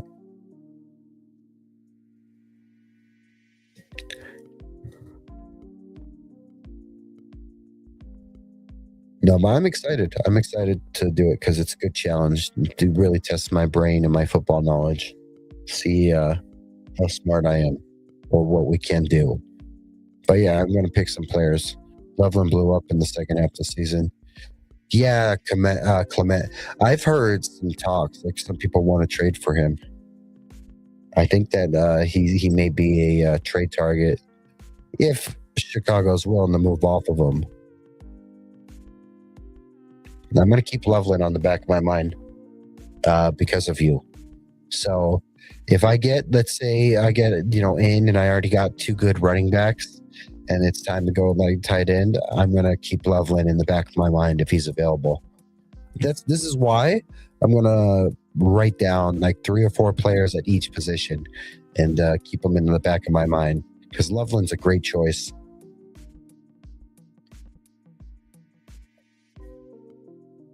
What about Sam Laporta for Detroit? If I could wait, is he in that same category with Loveland? Right? Would you say that Sam Laporta, if I can wait on it, is a good choice like Loveland? I don't know about Evan Ingram's status this year. I think Ingram's going to blow up this year. Not like blow up, but I think he'll have a productive year that makes a genuine impact. But it won't be humongous. But I don't know if it's fantasy worthy versus other guys out there like Loveland or like Laporta or stuff like that. I think I'm going to go with the Broncos defense if I can get him, because I believe you get to pick a team's defense. So I'm going with the Broncos defense. Laporta's good, but he's a tier below Loveland. Good to know. Good to know. This is why I got to really lock in. I'm gonna watch. I'm getting off here in like 10 minutes or so. But when I get off, I'm gonna be, generating some clips from this episode, as well as I'm gonna probably really at least watch an episode or 2 of some fantasy stuff. I used to watch Matthew Berry's fantasy stuff all the time, even though I never did fantasy. So maybe I should check out something like that. But that's like the mainstream stuff. I just want to know what are some solid choices that will help me put up consistent points. Because to me, I think solid choices that put up consistent points might be enough to get it done for me in this league. This looks like a league filled with some great pros, though. Again, there's a Charger fan from the Superchargers podcast. There's from Colts Convo. Colts Convo is in there. Broncos chat. Slanted Uptown, which is Bills fan. So we got some like from Colts fans, Broncos fan. There's a Hawks fan. There's a Chargers fan. Me and another Broncos fan. So it's going to be competitive. But I'm hoping that me being the rookie, that gives me the X factor of being the unknown, that anything can happen.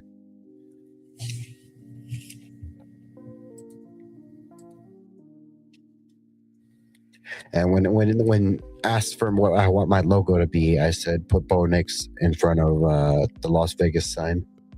So we'll see how that looks. I'll keep Loveland in the back of my mind. I will really keep Loveland in the back of my mind because that's good. No, I'm going to be locked in on fantasy for at least 30 minutes after this stream. I'm going to be watching some fantasy stuff while I clean up and get some stuff done. They're not always a good fantasy defense. It depends on if they're getting turnovers. I think they get the turnovers this year. I think that they give up some sacks in terms of getting the turnovers. Because, again, they would have had turnovers last year, at least, 2 or 3, if Talanoa Hufanga came down with those interceptions that were right in his hand. And I think Hufanga will be better. That's a good point, but I think so last year the Broncos didn't do well. Maybe this is a good year for them in fantasy because I do expect them to have a little less sacks, and maybe they could turn that into turnovers. What about like the Eagles or like the Eagles defense? Yeah, that's when, like, when I start thinking of turnovers, I don't know why I think about like maybe the Eagles. I think the Eagles have a good turnover defense. Maybe that's just something that's off the.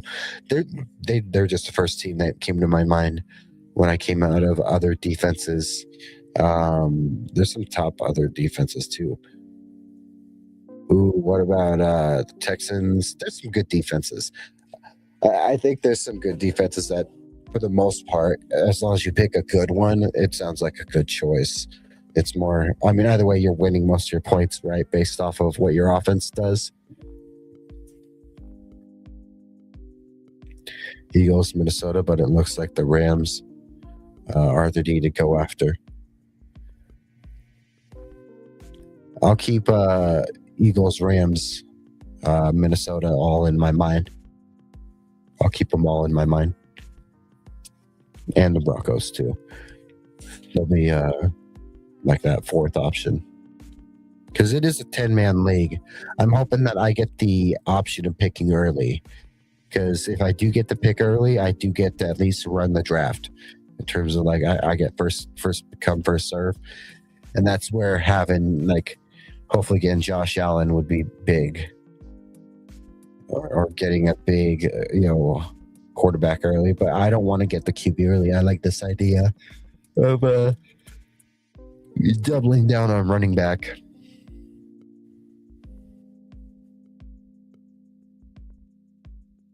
Yeah, I'm going to wait on the defense, too.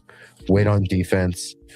And I'm going to do my best to wait on, like, tight ends and wide receiver. Same with quarterback. Do you think Bo will be a good fantasy quarterback?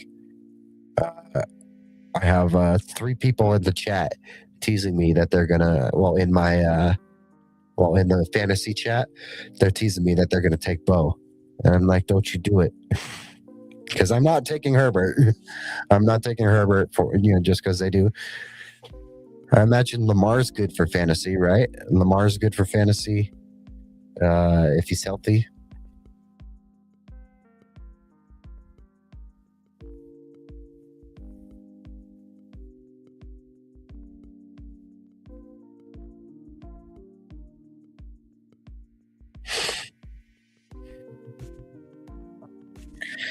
Yeah, I'm going to lock in and I'm going to make a little list.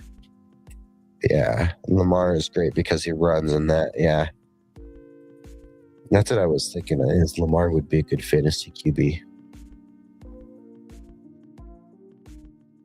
Uh, I'll hopefully. I just need to stay on top of my picks as they happen and when they happen. I want to make sure that I don't screw the pooch, but at the same time, I'm bound to miss out on some options. In this 10-man league, I'm bound to miss out on a few of my players. That's why maybe if I make a little list, yeah, that's what you want.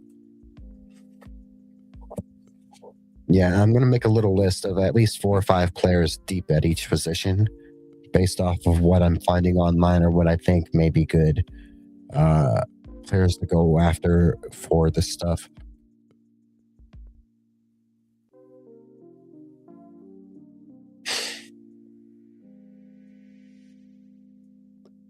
And see, another reason I'm excited for fantasy is because it's going to keep me looking around all across the league too. So that's exciting too.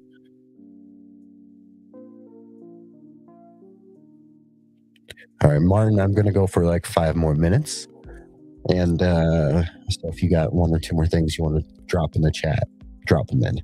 Because I'm sticking around here just because you're here with me. I'm excited though. I appreciate,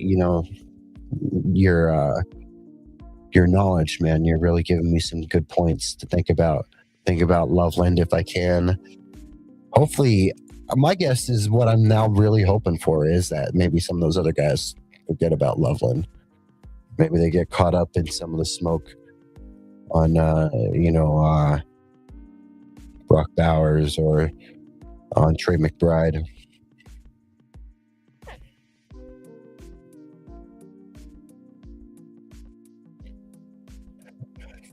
All right, guys. Thank you so much for popping in here. We're going to be getting off in about a minute or so. We got some fantasy stuff that's going to be really fun to dive into. There will be a stream on Tuesday. So because this 24-hour stream is going to go Sunday into Monday, there will not be a Monday stream because we will be streaming Monday during that stream already. I know I sound like a broken record, but do as many mock drafts as possible so you can. All right, yeah, I'll do one right now. After I get off, I'll because I'm sitting right here. I got this screen off right here, but let's turn it on. All right, there we go. So I'll do one right after. I'll look up fantasy football mock drafts and stuff, and I'll do a mock draft or 2. That way I can kind of get a feel. Do you think Cam Scatterboo will be good for as a running back? Because I'm trying to think of 2 running backs that I can get.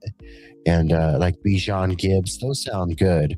But like if they're both already gone, because like I like JK, but JK gets banged up at one point.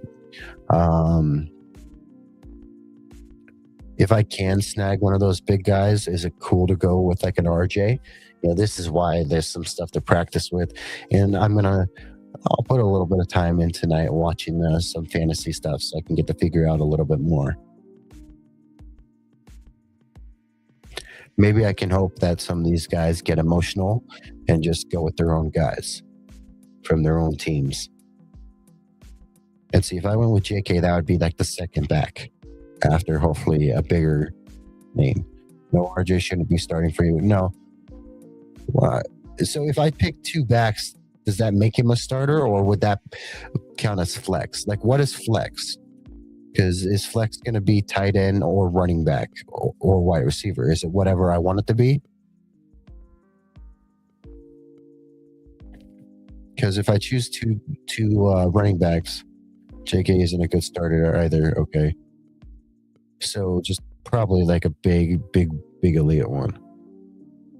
What do you think about Breece Hall? Would that be a good one then, Breece Hall for the Jets?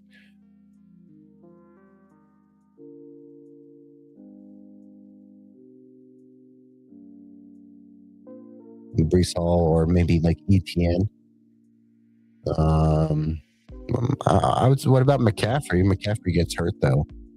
This is the thing is like I'm trying to think about injuries, but I don't know how much like these injuries weigh in with this stuff or not. Let's see. RJ shouldn't be Harbin for you. Okay, let's see. Usually you have to start 2 running backs, 2 wide receivers, 1 tight end, and you have 1 flex with 6 to 7 bench players. Okay. I mean, maybe my draft. I mean, maybe my league might be slightly different or something, but in general, this is stuff that's good for me to know. So if anything, I want my top 2 wide receivers, and my top 2 running backs to be like legit guys. Got it. Now I'm really hoping for some good positioning, because if I get good positioning, is it worth it to go straight for Josh? Like if I get like a really high pick, is it worth it to go for Josh Allen off the bat, or should I just take the best running back available, and then with my next pick, take the second best running back available?